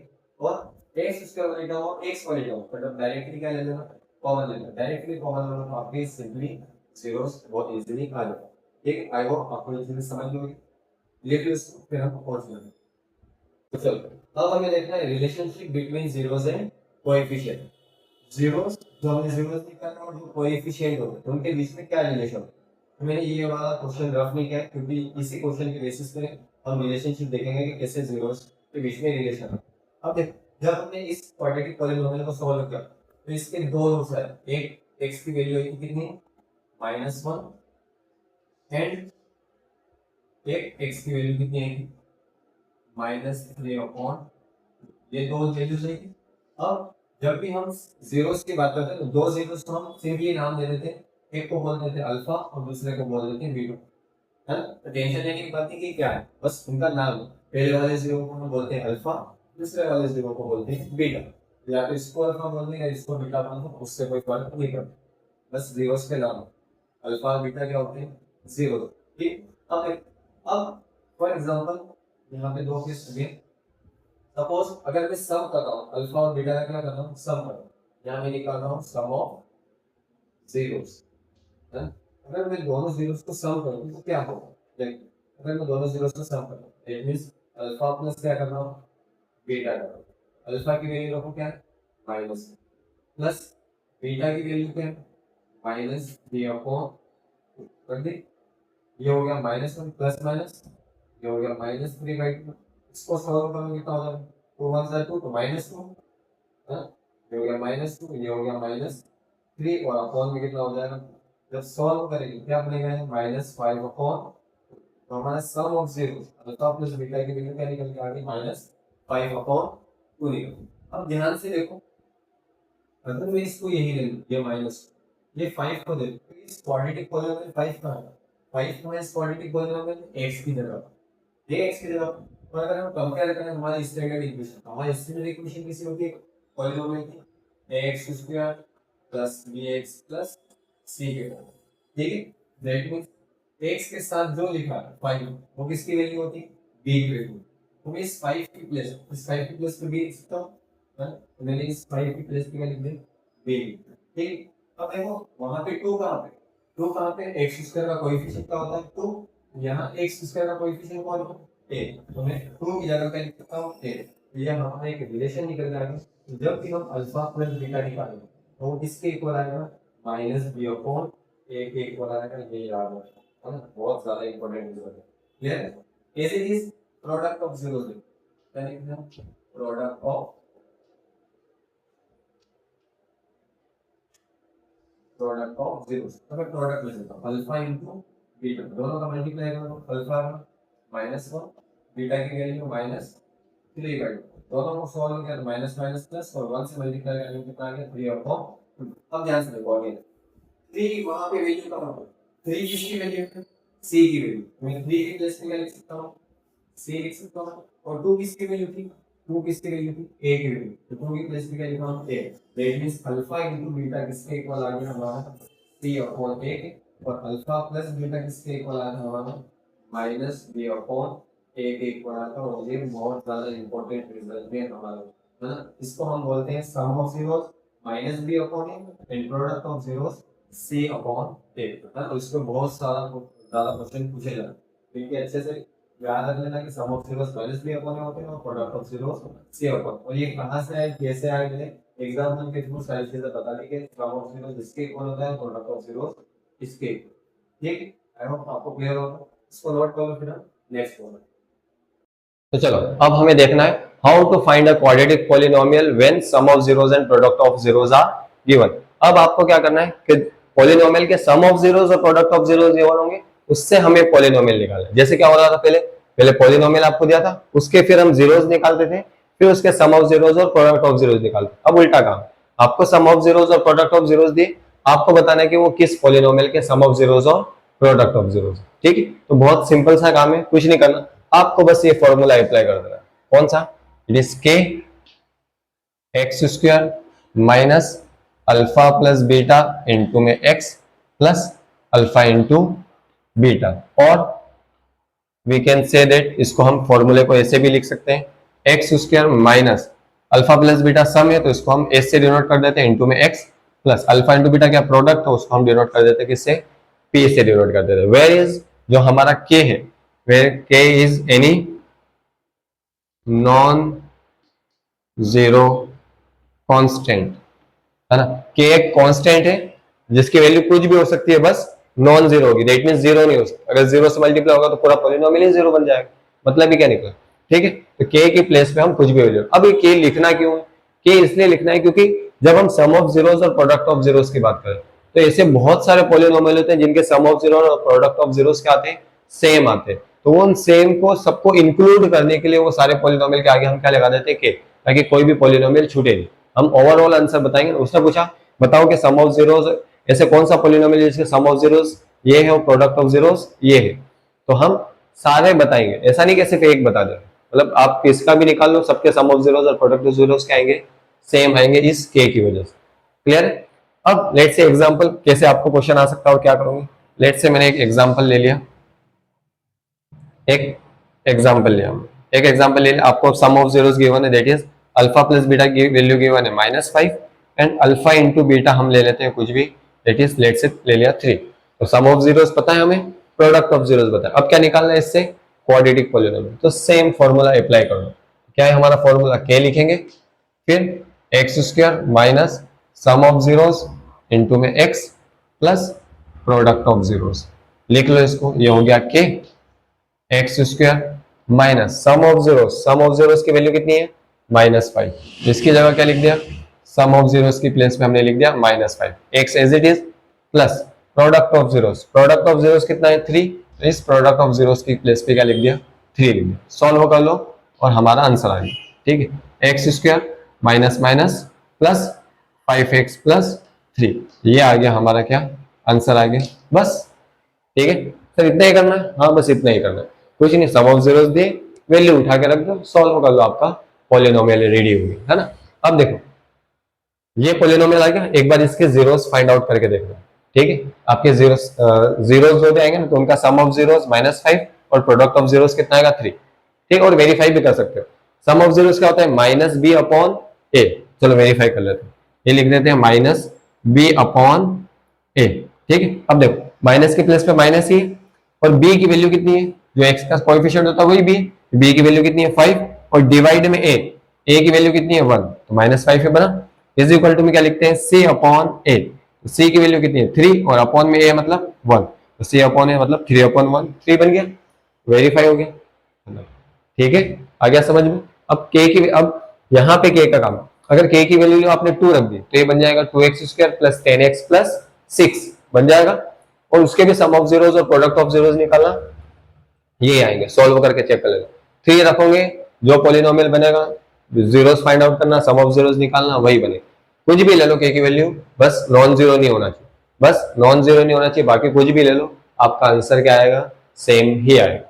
ठीक है, आई होप आपको ये सारी चीजें समझ में आ गई होगी। हमने क्वाड्रेटिक पॉलिनोमियल को कैसे सॉल्व करना, उसके 3 तरीके देख लिए। एक स्प्लिटिंग द मिडिल टर्म, और अगर एक्स स्क्वायर वाली टर्म और कांस्टेंट टर्म के बीच में माइनस हो तो हम आइडेंटिटी लगा देते हैं ए स्क्वायर माइनस बी स्क्वायर वाली। फिर हमने देखा कि अगर एक्स स्क्वायर वाली टर्म और एक्स वाली टर्म हो तो हम डायरेक्टली क्या ले लेते हैं, कॉमन।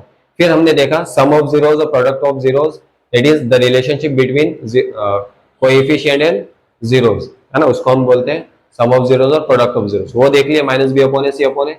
और ये देख लिया कि क्वाड्रेटिक, अगर सम ऑफ जीरोस और प्रोडक्ट ऑफ जीरोस दिए तो उससे कैसे क्वाड्रेटिक पॉलिनोमियल हम फाइंड आउट करते हैं, है ना। तो ऑलमोस्ट मैंने पूरी चीजें कवर कर दी है। अब हम एक्सरसाइज के लिए रेडी है। चलो इसको नोट कर लो, फिर हम एक्सरसाइज पे मूव करते हैं। तो चलो अब हम एक्सरसाइज स्टार्ट करते हैं, हमारी एक्सरसाइज 2.2।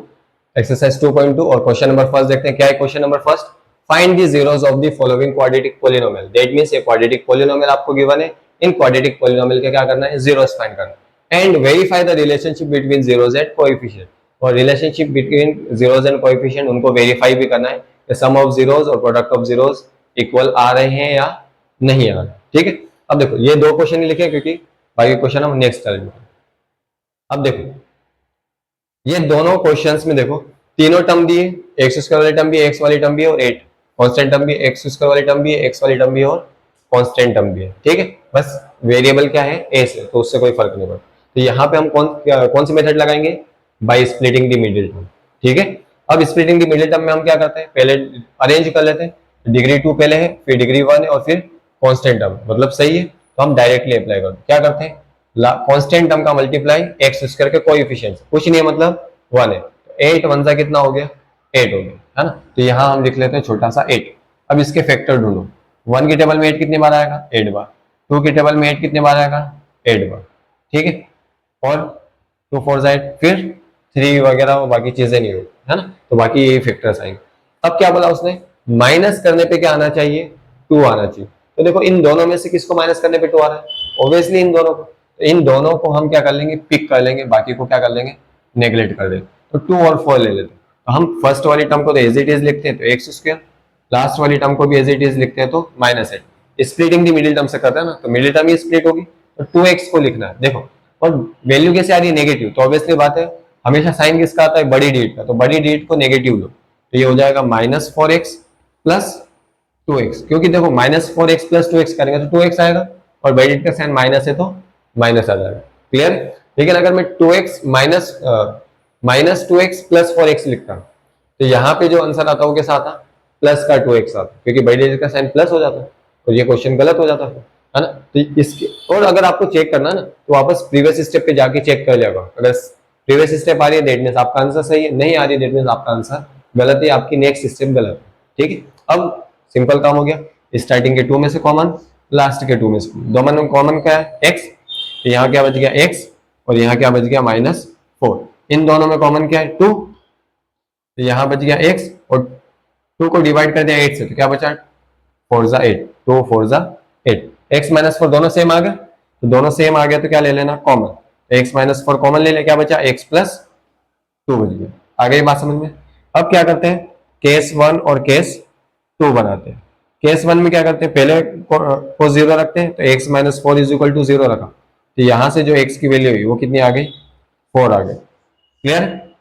एज इट इज क्या बनाते हैं हम, केस सेकेंड बनाते हैं, जब हम 0 इसके 0 के इक्वल लिखते हैं, दैट मींस x + 2 = क्या लिखते हैं, 0। तो यहां से जो x की वैल्यू आएगी वो क्या आ गई, -2 आ गई। आगे 2 जीरो आ गए हमारे, है ना, एक x की वैल्यू आ गई 4 और दूसरी वैल्यू आ गई -2, और इन्हीं को हम बोलते हैं ना, पहले वाले को हम बोल देते हैं अल्फा, दूसरे वाले को, यहाँ लिखूंगा तो आप गलत समझ जाओ। ठीक है, पहला वाला जो जीरोस होता है वो हमारा अल्फा होता है, दूसरा वाला जो 0 होता है वो क्या होता है, बीटा होता है ना। कहाँ लिखो इसको, मैं ऐसे लिख देता हूँ, ये अल्फा की वैल्यू है और ये किसकी वैल्यू है, बीटा की वैल्यू।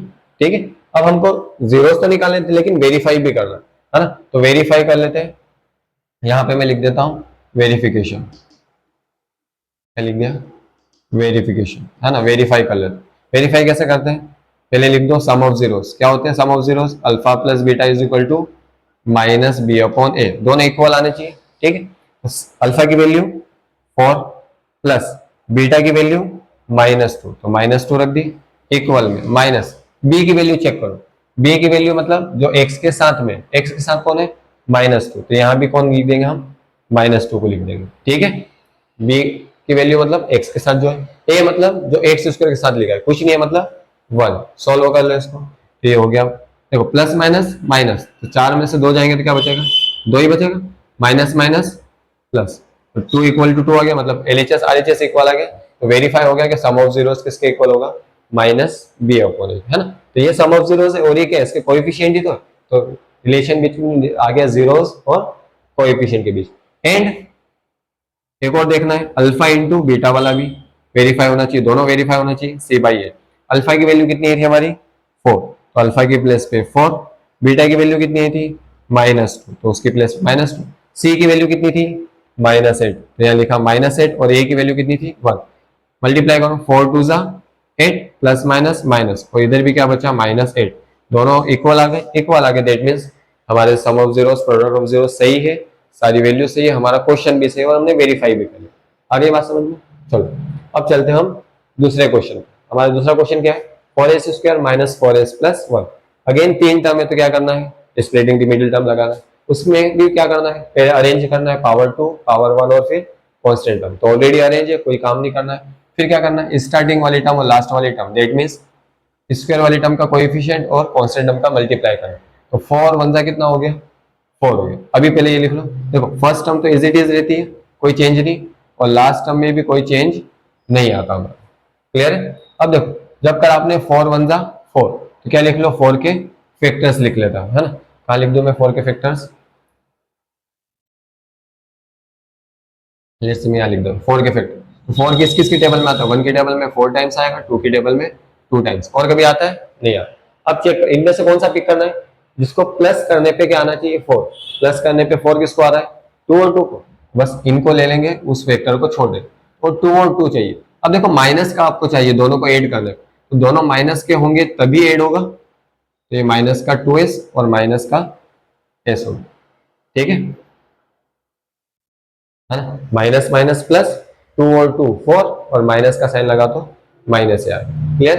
अब फिर स्टार्टिंग के 2 में से और लास्ट के 2 में से कॉमन लो, इन दोनों में कॉमन क्या है 2 कॉमन है और s भी कॉमन है, तो s भी कॉमन ले लो, 4 में से 2 बाहर चले गया तो क्या बचा 2, s स्क्वायर में से s बाहर चले गया तो क्या बचा s, ये 2s तो पूरा बाहर आ गया, तो क्या बच गया सिर्फ -1 बाहर, क्लियर है। अब ध्यान से देखो इन दोनों में कुछ कॉमन नहीं, 2 यहाँ पे 1 यहाँ, s यहाँ पे s यहाँ नहीं है, कुछ कॉमन नहीं होता, तब हम क्या लेते हैं 1 कॉमन लेते हैं, क्या कॉमन लेते हैं 1 कॉमन लेते हैं। अब देखो जब अगर मैं यहाँ लिख रहा हूँ तो देखो यहाँ +1 बचेगा और यहाँ हमारा आंसर क्या, इस साइड क्या आ रहा है -1, लेकिन दोनों तो सेम आना चाहिए, तो जब भी ऐसा हो ना कि यहाँ पे माइनस आ रहा है और इधर प्लस बनने वाला हो, तब माइनस कॉमन ले लेगा, है ना, तो माइनस कॉमन लेने से क्या होता है इनके साइन चेंज हो जाते हैं, ये माइनस का 2s है तो बन जाएगा प्लस का 2s, और ये प्लस का 1 है तो बन जाएगा माइनस का 1, हो गया दोनों सेम, ठीक है। और मल्टीप्लाई करके भी देख लो, -1 का 2s से हुआ तो -2s, माइनस माइनस कितना हो गया +1। अब देखो 2s - 1 2s - 1 ये कॉमन है, तो इनको एक बार कॉमन लिख लो, क्या बच गया यहाँ पे बच गया 2s, और यहाँ पे क्या बच गया -1, ठीक है। फिर वही केस 1, अगर फर्स्ट केस लेंगे तो 2s - 1 को क्या रखेंगे 0 के इक्वल, तो यहाँ से जो s की वैल्यू आएगी वो कितनी आ जाएगी -1 उससे हट गया तो +1, 2 मल्टीप्लाई में है तो डिवाइड, आगे s की वैल्यू, फिर सेकेंड वाले को 0 के इक्वल रखेंगे, तो ये भी तो सेम ही है 2s - 1 = 0, तो यहाँ से भी s की वैल्यू क्या आएगी 1/2, दोनों वैल्यूज कैसे आ गई सेम आ गई, है ना, अल्फा की वैल्यू भी 1/2 और बीटा की वैल्यू भी 1/2। अब क्या करना है हमें वेरीफाई करना है ना, तो यहाँ लिख देते हैं वेरिफिकेशन।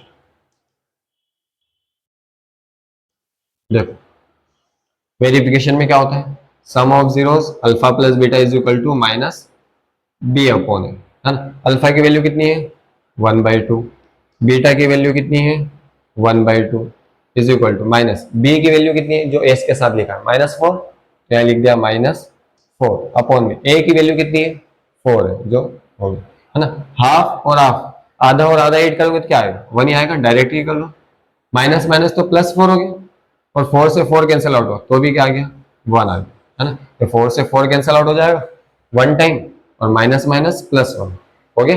LHS RHS इक्वल आ गया, मतलब सही है।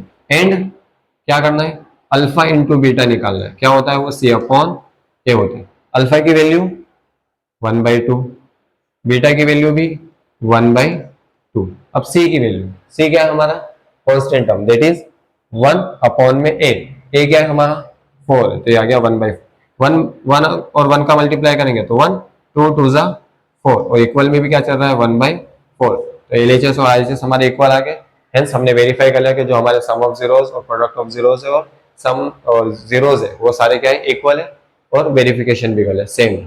ठीक है, तो यहाँ पे इक्वल आ गया था, यहाँ सेम आ गया था। यहाँ पे थोड़ी सी बाउंड्री बनाना ताकि आपको क्लियरली समझ में आ जाए क्या हुआ है ना, ये वेरिफिकेशन वाला पार्ट। ठीक है, आई होप आपको ये चीज समझ में आई है ना। बहुत सिंपल सी चीज है, प्रैक्टिस करोगे तो बहुत इजी हो जाए। अब हम चलते हैं नेक्स्ट, मतलब इसी फर्स्ट क्वेश्चन के नेक्स्ट क्वेश्चन पे, है ना। चलो, तो अब आ जाते हैं हम हमारे नेक्स्ट क्वेश्चन पे, क्वेश्चन नंबर 3 और 4 में, जो कि फर्स्ट वाले के पार्ट है ना। अब देखो क्वेश्चन नंबर 3 में भी क्या है, तीनों टर्म्स दिए, that means splitting the middle term method apply करना। क्या करते हैं, अब देखो सबसे पहला काम क्या होता है स्प्लिटिंग द मिडिल टर्म में, arrange the polynomial in degree order wise. ठीक है, देखो पहले पावर 2, अब देखो कांस्टेंट टर्म आ गई और फिर पावर 1 आई, तो ये अरेंज नहीं है, तो पहले क्या करना है हमें अरेंज करना है, जो कि मैंने पहले ही आपको कहा था, है ना। तो एग्जामिनर ऐसे क्वेश्चन को क्या कर सकता है, घुमा सकता है। अगर आपने 6 और 7 का मल्टीप्लाई कर दे तो वहां पे प्रॉब्लम हो जाएगी। तो पहले पावर 2 फिर पावर 1 वाली टर्म दैट इज -7x, और फिर कांस्टेंट टर्म दैट इज -3 लिखेंगे। आगे बात अब जम गया। अब क्या करो, कांस्टेंट टर्म का मल्टीप्लाई कर दो किससे, एक्स स्क्वायर वाली टर्म से। कितना हो गया 6 3 जा 18। तो यहाँ पे 18 के हम फैक्टर्स लिख लेते हैं। 18 के फैक्टर्स क्या क्या होंगे, 1 की टेबल में 18 टाइम्स, 2 की टेबल में 18 9 टाइम्स, 3 की टेबल में 18 6 टाइम्स, 4 की टेबल में नहीं होगा, 5 की टेबल में नहीं, 6 की टेबल में होगा तो वापस चीजें वापस वही आ जाएगी। ठीक, अब देखो क्या बोला है, इस ये पॉलिनोमियल क्या बोला है कि प्रोडक्ट करने पे 18 आना चाहिए, तो इन सबका प्रोडक्ट करने पे 18 आ रहा, लेकिन पिक कौन सा करना है जिसको माइनस करने पे क्या मिले 7। अब देखो किसको माइनस करने पे 7 मिल रहा है, तो ऑब्वियसली ये दो फैक्टर को 9 और 2 को, तो 9 माइनस 2 करेंगे तो क्या मिल जाएगा 7। तो ये दो पिक कर लेते हैं। तो हमने ये 6x² को एज इट इज रखा, ठीक है, -3 को भी एज इट इज रखा, क्योंकि हमें स्प्लिटिंग की मिडिल टर्म लगानी है, बीच वाले को ब्रेक करना। तो 7 को लिखना है 9 - 2। अब देखो 9 - 2 करेंगे तो अगर 9 को पॉजिटिव रखेंगे तो आंसर भी पॉजिटिव होगा, क्योंकि बड़ी डेट का साइन लगता है। तो इसको नेगेटिव लेना पड़ेगा और इसको पॉजिटिव, दैट मीन्स मुझे लिखना पड़ेगा -9x + 2x, क्योंकि -9x + 2x कितना होगा -7x हो जाएगा। अब इन दो में से कॉमन ले लो, इन दो में से कॉमन ले लो, तो यहाँ से कॉमन क्या है 3, और इन दोनों में से कॉमन क्या है x। तो कॉमन लिया तो 3 कॉमन ले लिया, 6 में से क्या बचा 2, x² में से x कॉमन ले लिया तो क्या बच गया x बच गया। -9 में से 3 कॉमन ले लिया तो 3 बच गया, और ये x तो कहाँ चले गया बाहर। अब देखो इन दोनों में कुछ कॉमन नहीं है, तो हम कुछ कॉमन नहीं होता तो क्या कॉमन लेते हैं 1 कॉमन, तो यहाँ क्या बच जाएगा 2x - 3 बच जाएगा। क्लियर है, दोनों चीजें सेम आ गई। सेम आ गई तो उनको क्या लिख देते हैं, एक बार लिख लेते हैं। ये हो गया 2x - 3, और यहाँ से बच गया 3x, और यहाँ से बच गया क्या +1। तो केस 1 क्या बनाते हैं हम, फर्स्ट केस क्या बनेगा, व्हेन 2x - 3 = 0 के फॉर्म में होगा। तो यहाँ से अगर x की वैल्यू हम निकालेंगे तो -3 उस साइड गया तो +3, 2 मल्टीप्लाई में तो डिवाइड हो, ये आ गई हमारी x की वैल्यू, और हम कह सकते हैं कि इसकी वैल्यू है अल्फा की वैल्यू। ठीक है, सेकेंड केस जब हम क्या लिखते हैं, व्हेन सेकेंड वाला कौन सा है हमारा फैक्टर 3x + 1 = अगर 0 के इक्वल हो गया, तो यहाँ से x की वैल्यू क्या है +1 उस साइड गया तो -1, मल्टीप्लाई में 3 है तो डिवाइड में, ये आ गई हमारी x की वैल्यू। हम बोल सकते हैं ये किसकी वैल्यू है, बीटा की वैल्यू है। ठीक है, तो दोनों जीरोस आ गए, एक जीरो आ गया 3/2, दूसरा जीरो आ गया -1/3। अब क्या करना है, वेरिफिकेशन करना है। तो यहाँ हम कर लेते हैं साइड में छोटा सा वेरिफिकेशन। ठीक है, यहाँ कर लेते हैं हम वेरिफिकेशन। ठीक है, वेरिफिकेशन में क्या करते हैं, सम ऑफ जीरोस निकालते हैं। अल्फा + बीटा = क्या होता है -b/a। अल्फा की वैल्यू कितनी है 3/2, तो यहाँ लिख दिया 3/2। बीटा की वैल्यू कितनी है -1/3, तो यहाँ लिख दिया -1/3। 3 is equal to minus b, b की वैल्यू मतलब जो एक्स के साथ है दैट इज -7, और ए की वैल्यू मतलब जो एक्स स्क्वायर के साथ है दैट इज 6, है ना। याद रखना ये सिंबल साइन लेना मत भूलना, अगर साइन लेना भूल जाओगे तो गलती हो जाएगी, ठीक है। तो इसको मैं ऐसे लिख सकता हूँ, ये हो गया 3/2 प्लस माइनस माइनस, और ये हो गया 1/3 माइनस माइनस प्लस, तो ये बन गया 7/6। सॉल्व कर लो इस फ्रैक्शन को, तो क्रॉस मल्टीप्लाई 3 3 जा 9, 2 1 जा 2, और नीचे 2 3 जा 6, तो ये बन गया 9 माइनस 2 कितना हो जाएगा 7/6, और ये भी कितना हो गया 7/6। आगे दोनों इक्वल आ गया, मतलब सम ऑफ जीरोस वेरीफाई हो गया। एंड प्रोडक्ट ऑफ जीरोस कर लो, alpha into beta is equal to C upon A. Alpha की वैल्यू क्या थी हमारी 3/2, बीटा की वैल्यू क्या थी -1/3 इज इक्वल टू सी, सी मतलब कॉन्स्टेंट टर्म कितनी थी -3 अपॉन ए की वैल्यू कितनी थी 6 थी। अब मल्टीप्लाई करो, देखो ये 3 से ये 3 तो कैंसिल आउट हो गया, तो बचा क्या सिर्फ माइनस का 1/2। अभी देखो 3 1 जा 3, 3 2 जा 6, तो यहाँ भी क्या बच गया माइनस का 1/2। तो ये दोनों भी क्या आ गए इक्वल आ गए, दैट मीन्स हमने सम ऑफ जीरोस और प्रोडक्ट ऑफ जीरोस वेरीफाई कर लिए, वो भी इक्वल हो गए, और हमारे रूट्स भी फाइंड आउट हो गए। क्लियर है। अब चलते हैं हमारे नेक्स्ट क्वेश्चन। अब इस क्वेश्चन को ध्यान से देखो, जैसा मैंने पैटर्न बना, ये थर्ड वाले पैटर्न के थ्रू, जिसमें एक्स स्क्वायर वाली टर्म है और एक्स वाली टर्म है ना, स्क्वायर वाली टर्म है और पावर 1 वाली टर्म है। तो उसमें मैंने क्या बोला था कि आप क्या करो डायरेक्ट कॉमन ले लो, ठीक है। तो यहाँ पे हमें कुछ नहीं करना, डायरेक्ट कॉमन ले लेना।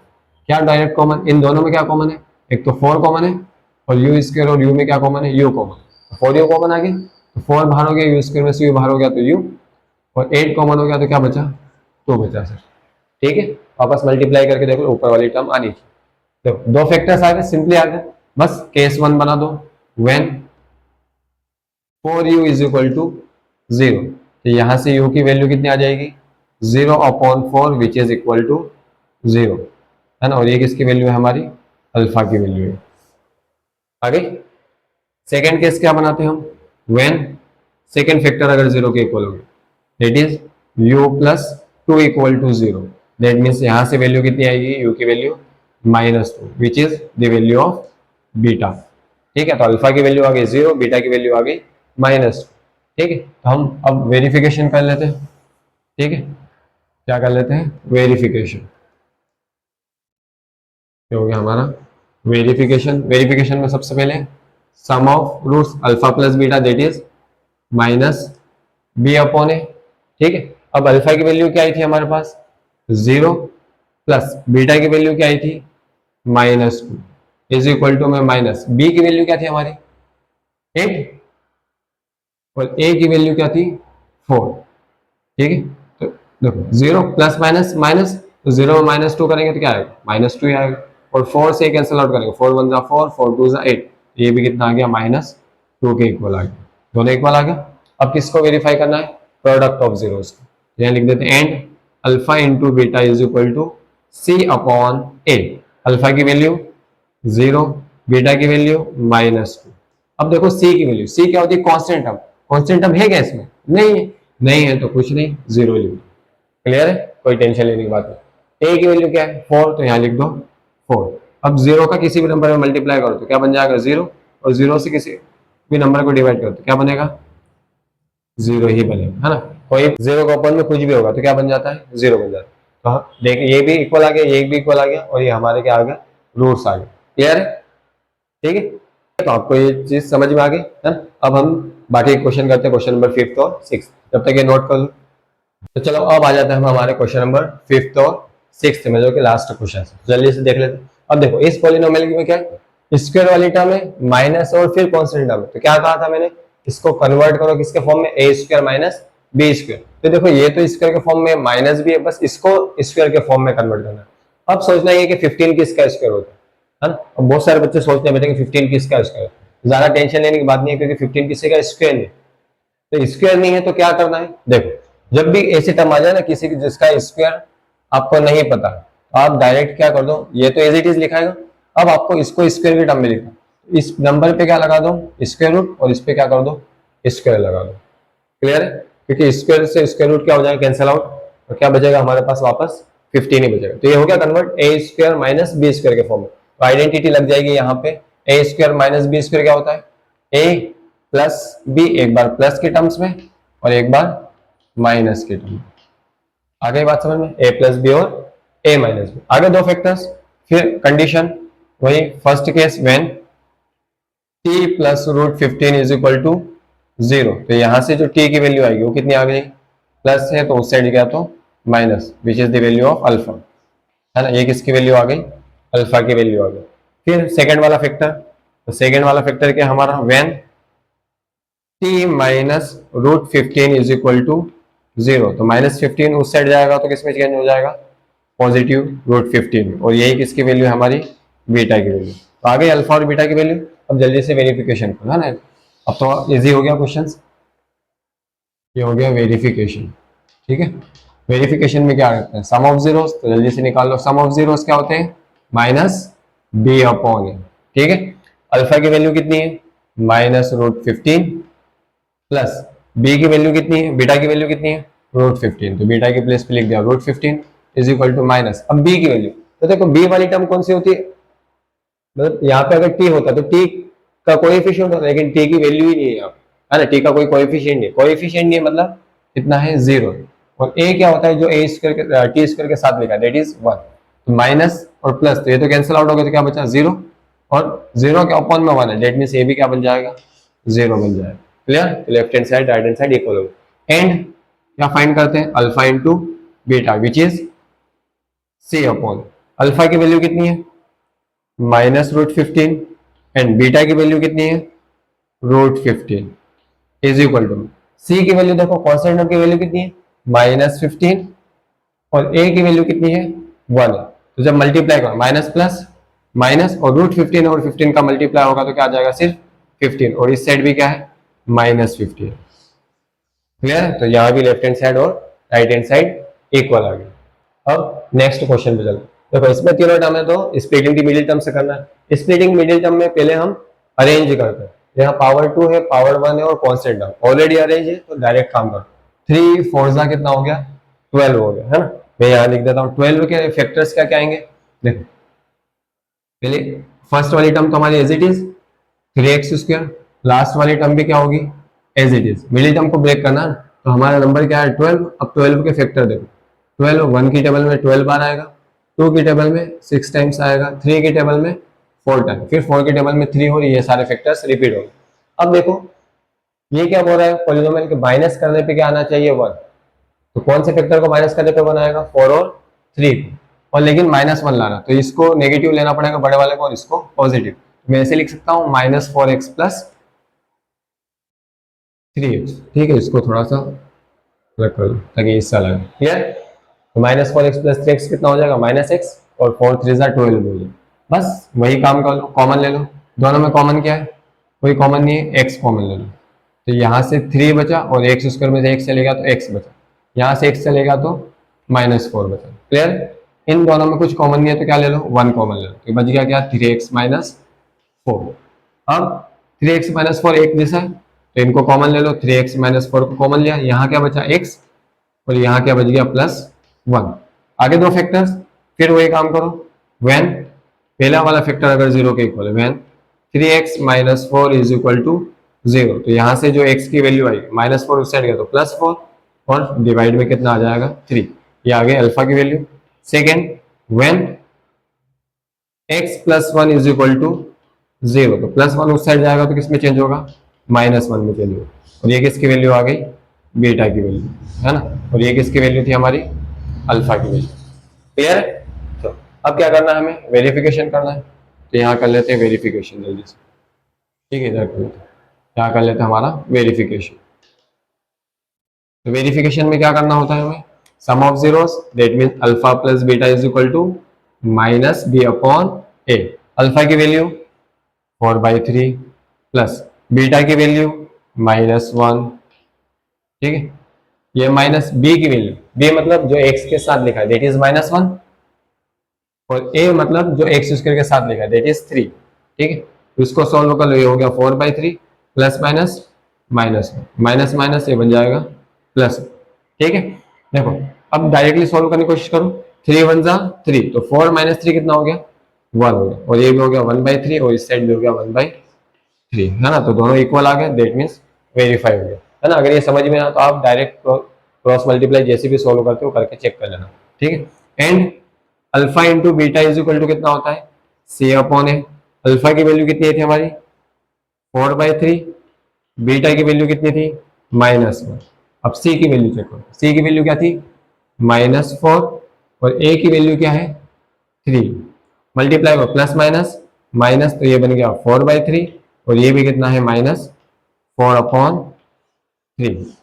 आगे इक्वल, इक्वल आ गया मतलब ये रूट्स भी वेरीफाई हो गए है ना। तो सम ऑफ जीरोस और प्रोडक्ट ऑफ जीरोस निकाल के हमने वेरिफिकेशन भी देख लिया। हमारे फर्स्ट एक्सरसाइज का फर्स्ट क्वेश्चन कंप्लीट हो जाए, जिसके सारे पार्ट्स हमने देख लिए।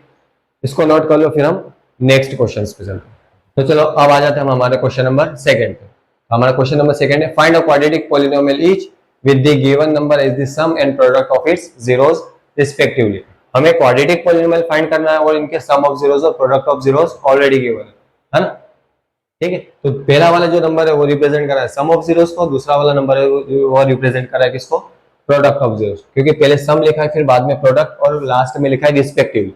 रिस्पेक्टिवली का मतलब ये होता है जिस ऑर्डर में लिखे हैं उसी ऑर्डर में उनके मीनिंग है ना। पहले सम लिखा है तो पहला नंबर सम के लिए, दूसरा प्रोडक्ट लिखा है तो दूसरा नंबर किसका है, प्रोडक्ट का। तो बहुत सिंपल है, हमारे पास फॉर्मूला है, बस वैल्यू रखनी है, ठीक है। तो चलो 1 बाय 1 ये सारे 6 क्वेश्चन करते हैं।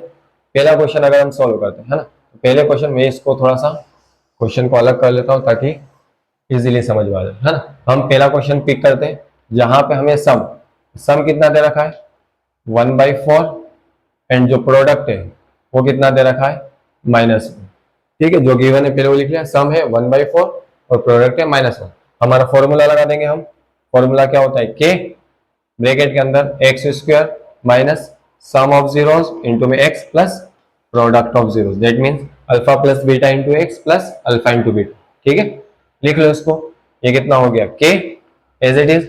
अब देखो ये x² माइनस सम कितना है हमारा 1/4, इसकी प्लेस पे मैंने लिखा 1/4 और इंटू में x plus product of zeros कितना है -1, ठीक है। बस सॉल्व कर लो, खत्म। तो ये हो गया हमारा k, ये हो गया x² माइनस मल्टीप्लाई करेंगे तो ये बन जाएगा x/4 और प्लस माइनस -1, ये आ गया हमारा पॉलिनोमियल, ठीक है। अब देखो जब भी पॉलिनोमियल के डिवाइड में कुछ आए ना तो आप क्या करा करो, देखो k की वैल्यू तो हम कुछ भी रख सकते हैं ना। तो सपोज कर लो कि k की वैल्यू क्या है 4 है ना, मान लो कि k की वैल्यू क्या है, या फिर ऐसे समझ लो कि इसमें हमने 4 का क्या कर दिया मल्टीप्लाई कर दिया। तो अगर मैंने 4 से मल्टीप्लाई किया सबको, तो यहाँ 4 से मल्टीप्लाई किया तो ये बन जाएगा 4x²।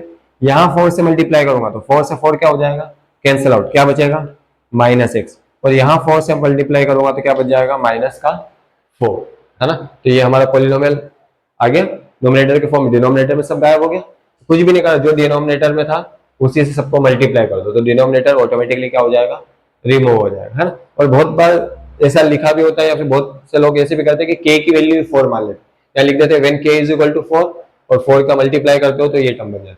तो जैसा भी करना चाहो कर सकते हो है ना। तो ऐसे भी लिखोगे तो भी सही है, k इज इक्वल टू 4 लिख के भी करोगे तो भी सही होगा, ठीक है। चलो नेक्स्ट देखो,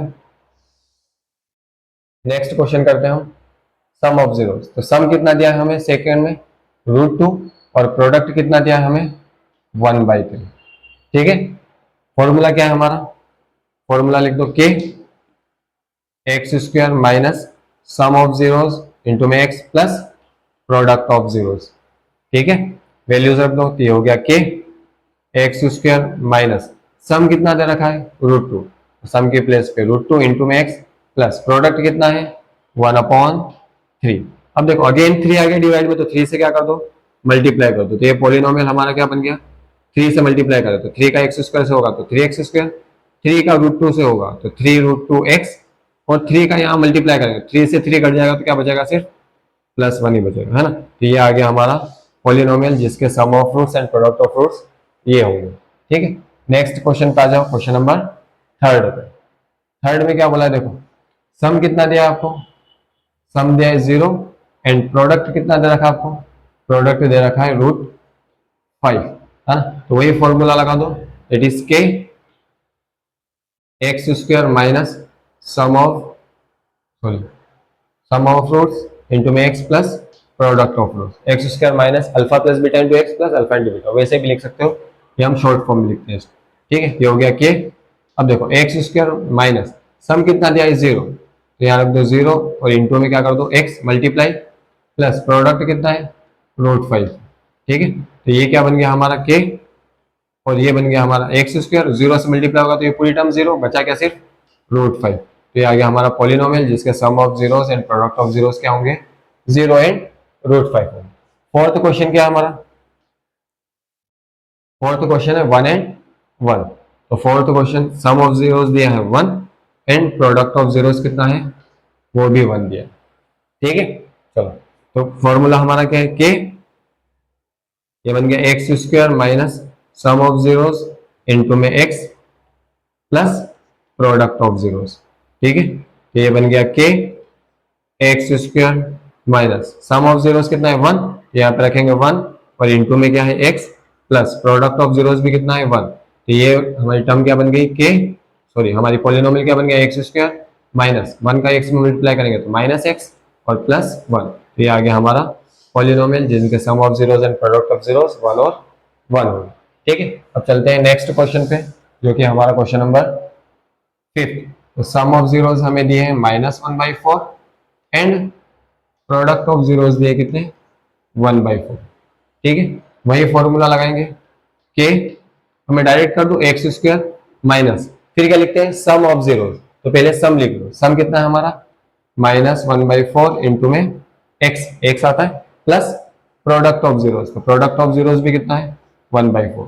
सॉल्व करो कितना आ गया के x square minus minus plus, तो ये हो गया x/4, वो मल्टीप्लाई करेंगे तो बन जाएगा प्लस ये भी हो गया 1/4। फिर देखो डिनोमिनेटर में क्या आ रहा है 4 आ रहा है, तो 4 से सबको क्या कर दो मल्टीप्लाई कर दो, ये बन जाएगा के, 4 से मल्टीप्लाई करेंगे तो ये हो गया 4x स्क्वायर और 4 से मल्टीप्लाई करेंगे तो ये कैंसिल आउट हो जाएगा तो x बचेगा और 4 से मल्टीप्लाई करेंगे तो क्या बन जाएगा 1 बन जाएगा, है ना। तो ये आ गया हमारा पॉलिनोमियल जिसके sum of zeros and product of zeros -1/4 और 1/4, ठीक है।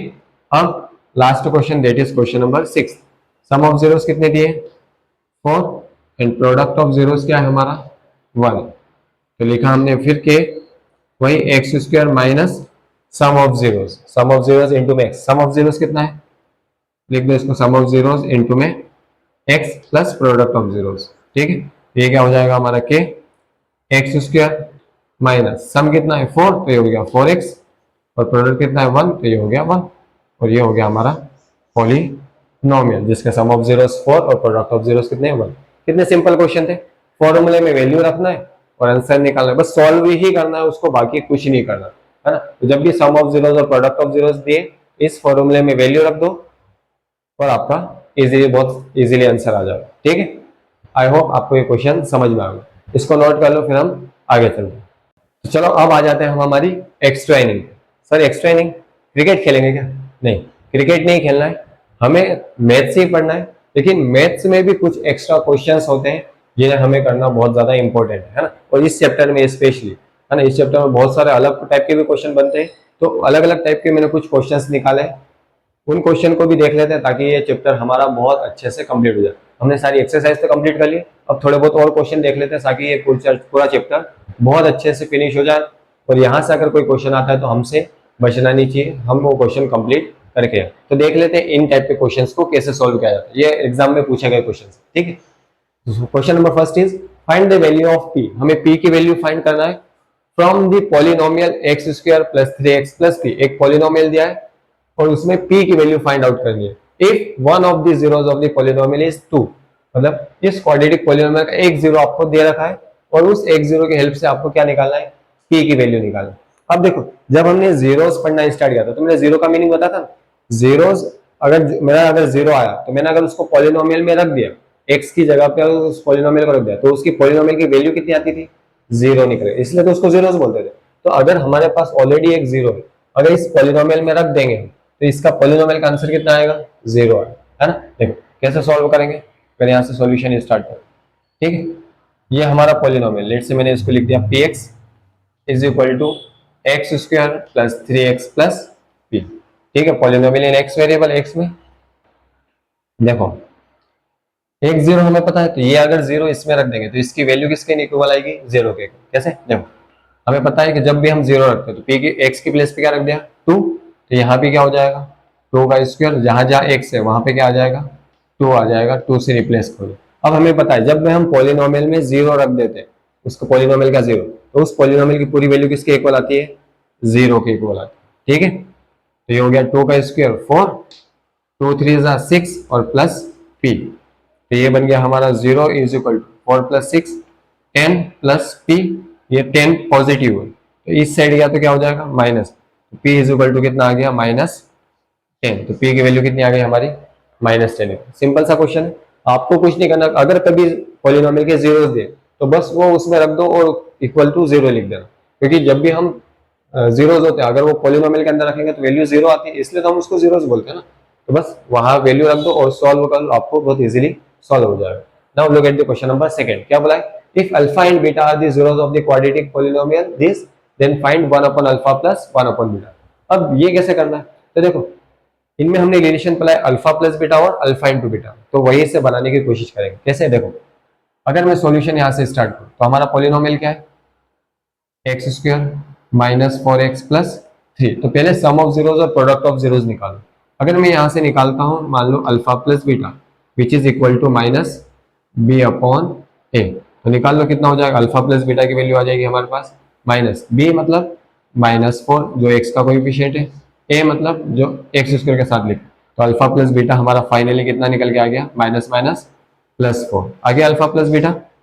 अब निकाल लो alpha into beta, and alpha into beta is equal to क्या होता है, सी अपॉन ए, तो alpha into beta is equal to कितना हो गया, C, C that means plus three, और अपॉन में ए की वैल्यू कितनी है वन, तो लिखो या मत लिखो बात एक ही है, तो अल्फा इंटू बीटा की वैल्यू कितनी आ गई, थ्री। अब देखो जो हमको फाइंड करने के लिए बोला था, जो हमको फाइंड करने के लिए बोला था ये वाली चीज, इसको लिख लो, है ना। फाइंड करने के लिए क्या बोला था, नाउ हमें बोला था one upon alpha plus one upon beta, तो इसका थोड़ा एलसीएम लेके देखो, अगर इनका एलसीएम लेंगे या क्रॉस मल्टीप्लाई करो तो ऊपर क्या बन जाएगा, बीटा प्लस और इधर गया तो अल्फा, और दोनों का मल्टीप्लाई किया तो अल्फा इंटू बीटा। देखो ऊपर बन गया अल्फा प्लस बीटा और नीचे क्या बन गया, अल्फा इंटू बीटा, तो हमारे पास तो वैल्यू है ना, बस रख दो और सॉल्व कर लो, सिंपल। अल्फा प्लस बीटा की वैल्यू कितनी है, फोर, अल्फा इंटू बीटा की वैल्यू कितनी है, थ्री है, तो इसकी जो वैल्यू निकल गई कितनी आ गई, फोर बाई थ्री निकल गया, सिंपल है ना। तो कुछ नहीं करना है, जो चीज पढ़ी है ना बस उन्हीं को अच्छे तरीके से यूज करना है, हमारे सारे क्वेश्चन इस टाइप के जो भी क्वेश्चन होंगे वो बहुत इजीली बन जाएंगे, है ना। आई होप आपको ये क्वेश्चन समझ में आ गया, इसको नोट कर लो, एक दो क्वेश्चन और देखते हैं फिर खत्म करते हैं, ठीक। चलो कुछ और क्वेश्चन देख लेते हैं। क्वेश्चन नंबर थर्ड और फोर्थ क्या बोलता है, क्वेश्चन नंबर फोर्थ हमारा एक one zero of the quadratic polynomial, ये क्वाड्रेटिक पॉलीनोमियल है is negative of the other, find के मतलब अगर एक जीरो अगर आपका थ्री दैट मींस दूसरा कितना है माइनस थ्री, बोला one of the zero is negative of the other, मतलब जो भी जीरो होगा वो दूसरा वाला कैसा होगा उसका नेगेटिव, इसमें हमें के की वैल्यू का करनी फाइंड। तो ये याद रखो जब भी आपको बोला जा रहा है कि एक जीरो है वो दूसरा वाला जीरो उसका कैसा है नेगेटिव, तो हमेशा क्या काम करना, सम ऑफ जीरोस फाइंड आउट करना, ठीक है। कैसे, तो फिर अपना क्वाड्रेटिक पॉलीनोमियल क्या है, सॉल्यूशन यहां से स्टार्ट करना, पहले लिखो polynomial, it is polynomial in x variable क्या है हमारा, 4x² माइनस 8x माइनस का क्या निकालना है हमें, सम ऑफ जीरो, जब भी ऐसा बोला जाए एक जीरो दूसरा वाले का नेगेटिव तो सम ऑफ जीरो निकालना काम है। ऐसे alpha plus beta is equal to क्या होता है, माइनस बी अपॉन ए, ठीक है। अब देखो अगर एक जीरो अल्फा है तो दूसरा वाला की क्या होगा, ये दूसरा वाला जीरो की क्या होगा, अल्फा ही होगा लेकिन कैसा होगा, नेगेटिव होगा, दैट मींस दूसरा वाला जीरो की क्या होगा, अल्फा ही होगा लेकिन माइनस, एक जीरो दूसरा वाला जीरो का बस नेगेटिव, एक अल्फा दूसरा वाला क्या होगा माइनस अल्फा होगा, is equal to minus B की वैल्यू जो एक्स के साथ दी है दैट इज माइनस का 8k और में एक्स स्क्वायर के साथ बोलने का हमारा क्या होता था a। अब देखो ये हो गया अल्फा प्लस माइनस माइनस, ये हो गया माइनस माइनस प्लस, ये हो गया 8k अपॉन में 4, अल्फा माइनस अल्फा कितना होगा 0 is equal to 8k upon कितना हो गया 4, इधर यहाँ से हम k की वैल्यू 4 डिवाइड बाय साइड का मल्टीप्लाई में 0 और 8 मल्टीप्लाई में डिवाइड बाय 0 की डिवाइड आएगा तो ये भी कितना हो जाएगा 0 हो जाएगा, तो इससे यहाँ पे k की वैल्यू कितनी होगी 0, क्लियर। ये आ गया सिंपल सा क्वेश्चन था, बस ये याद रखना जब भी एक जीरो दूसरे वाले जीरो का नेगेटिव क्या हो तो सम ऑफ जीरो। नेक्स्ट क्वेश्चन क्या हुआ, if the zeros of the polynomial are reciprocal to each other then find the value of a। अब जैसे यहाँ पे एक जीरो दूसरे जीरो का नेगेटिव का सम ऑफ जीरो लिखा, एक जीरो दूसरे वाले जीरो का क्या है रेसिप्रोकल, मतलब एक अगर 3 आ रहा है तो दूसरा क्या आएगा 1/3 है। इस केस में क्या करना है हमें प्रोडक्ट ऑफ जीरोस निकालने का सोचना है। पहले हम पॉलीनोमियल लिख लेंगे, हमारा पॉलीनोमियल क्या है x is equal to 4x square minus 11x plus 2। ठीक ना, क्या निकालना है हमें sum of zero, that means so अभी तो प्रोडक्ट ऑफ जीरोस की काम alpha into beta is equal to क्या होता है c अपॉन a। अगर पहला वाला जीरो अल्फा तो दूसरा वाला क्या बोला था उसका रेसिप्रोकल, दैट मींस दूसरा वाला जीरो क्या हो जाएगा 1 अपॉन अल्फा होगा। क्लियर, एक जीरो दूसरे वाले जीरो का क्या है रेसिप्रोकल इज इक्वल c की वैल्यू कितनी है 2 है, a की वैल्यू कितनी है 4। ठीक, यहाँ देखो ये अल्फा से अल्फा का कैंसिल आउट हो गया, क्या मतलब से 1 हो। ठीक, 2 से कैंसिल आउट हो गया 2 टर्म्स, तो कितना बचा m अपॉन 2। तो यहाँ से जो हमारी m की वैल्यू निकल रहा है वो कितनी निकल जाएगी 2 निकल जाएगी। ठीक है, तो दोनों क्वेश्चन हो गए, और दोनों क्वेश्चन एक में अल्फा प्लस बीटा का काम और एक में अल्फा इनटू बीटा का काम है ना। तो इसी के साथ मेरे सारे एक्स्ट्रा क्वेश्चंस भी कराते ताकि आपको ज्यादा हेल्प मिले क्वेश्चंस को सॉल्व करने में।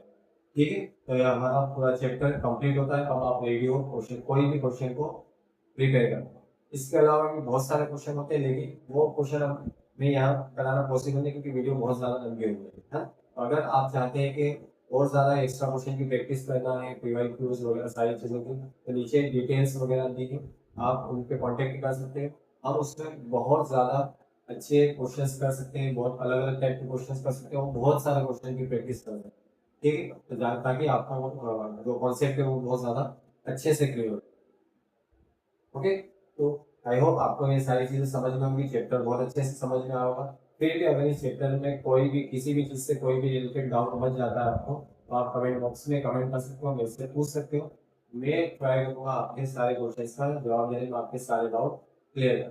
तो ठीक है, मिलते हैं नेक्स्ट वीडियो में जो कि होगी हमारे third chapter that is square of linear. ठीक, थैंक यू।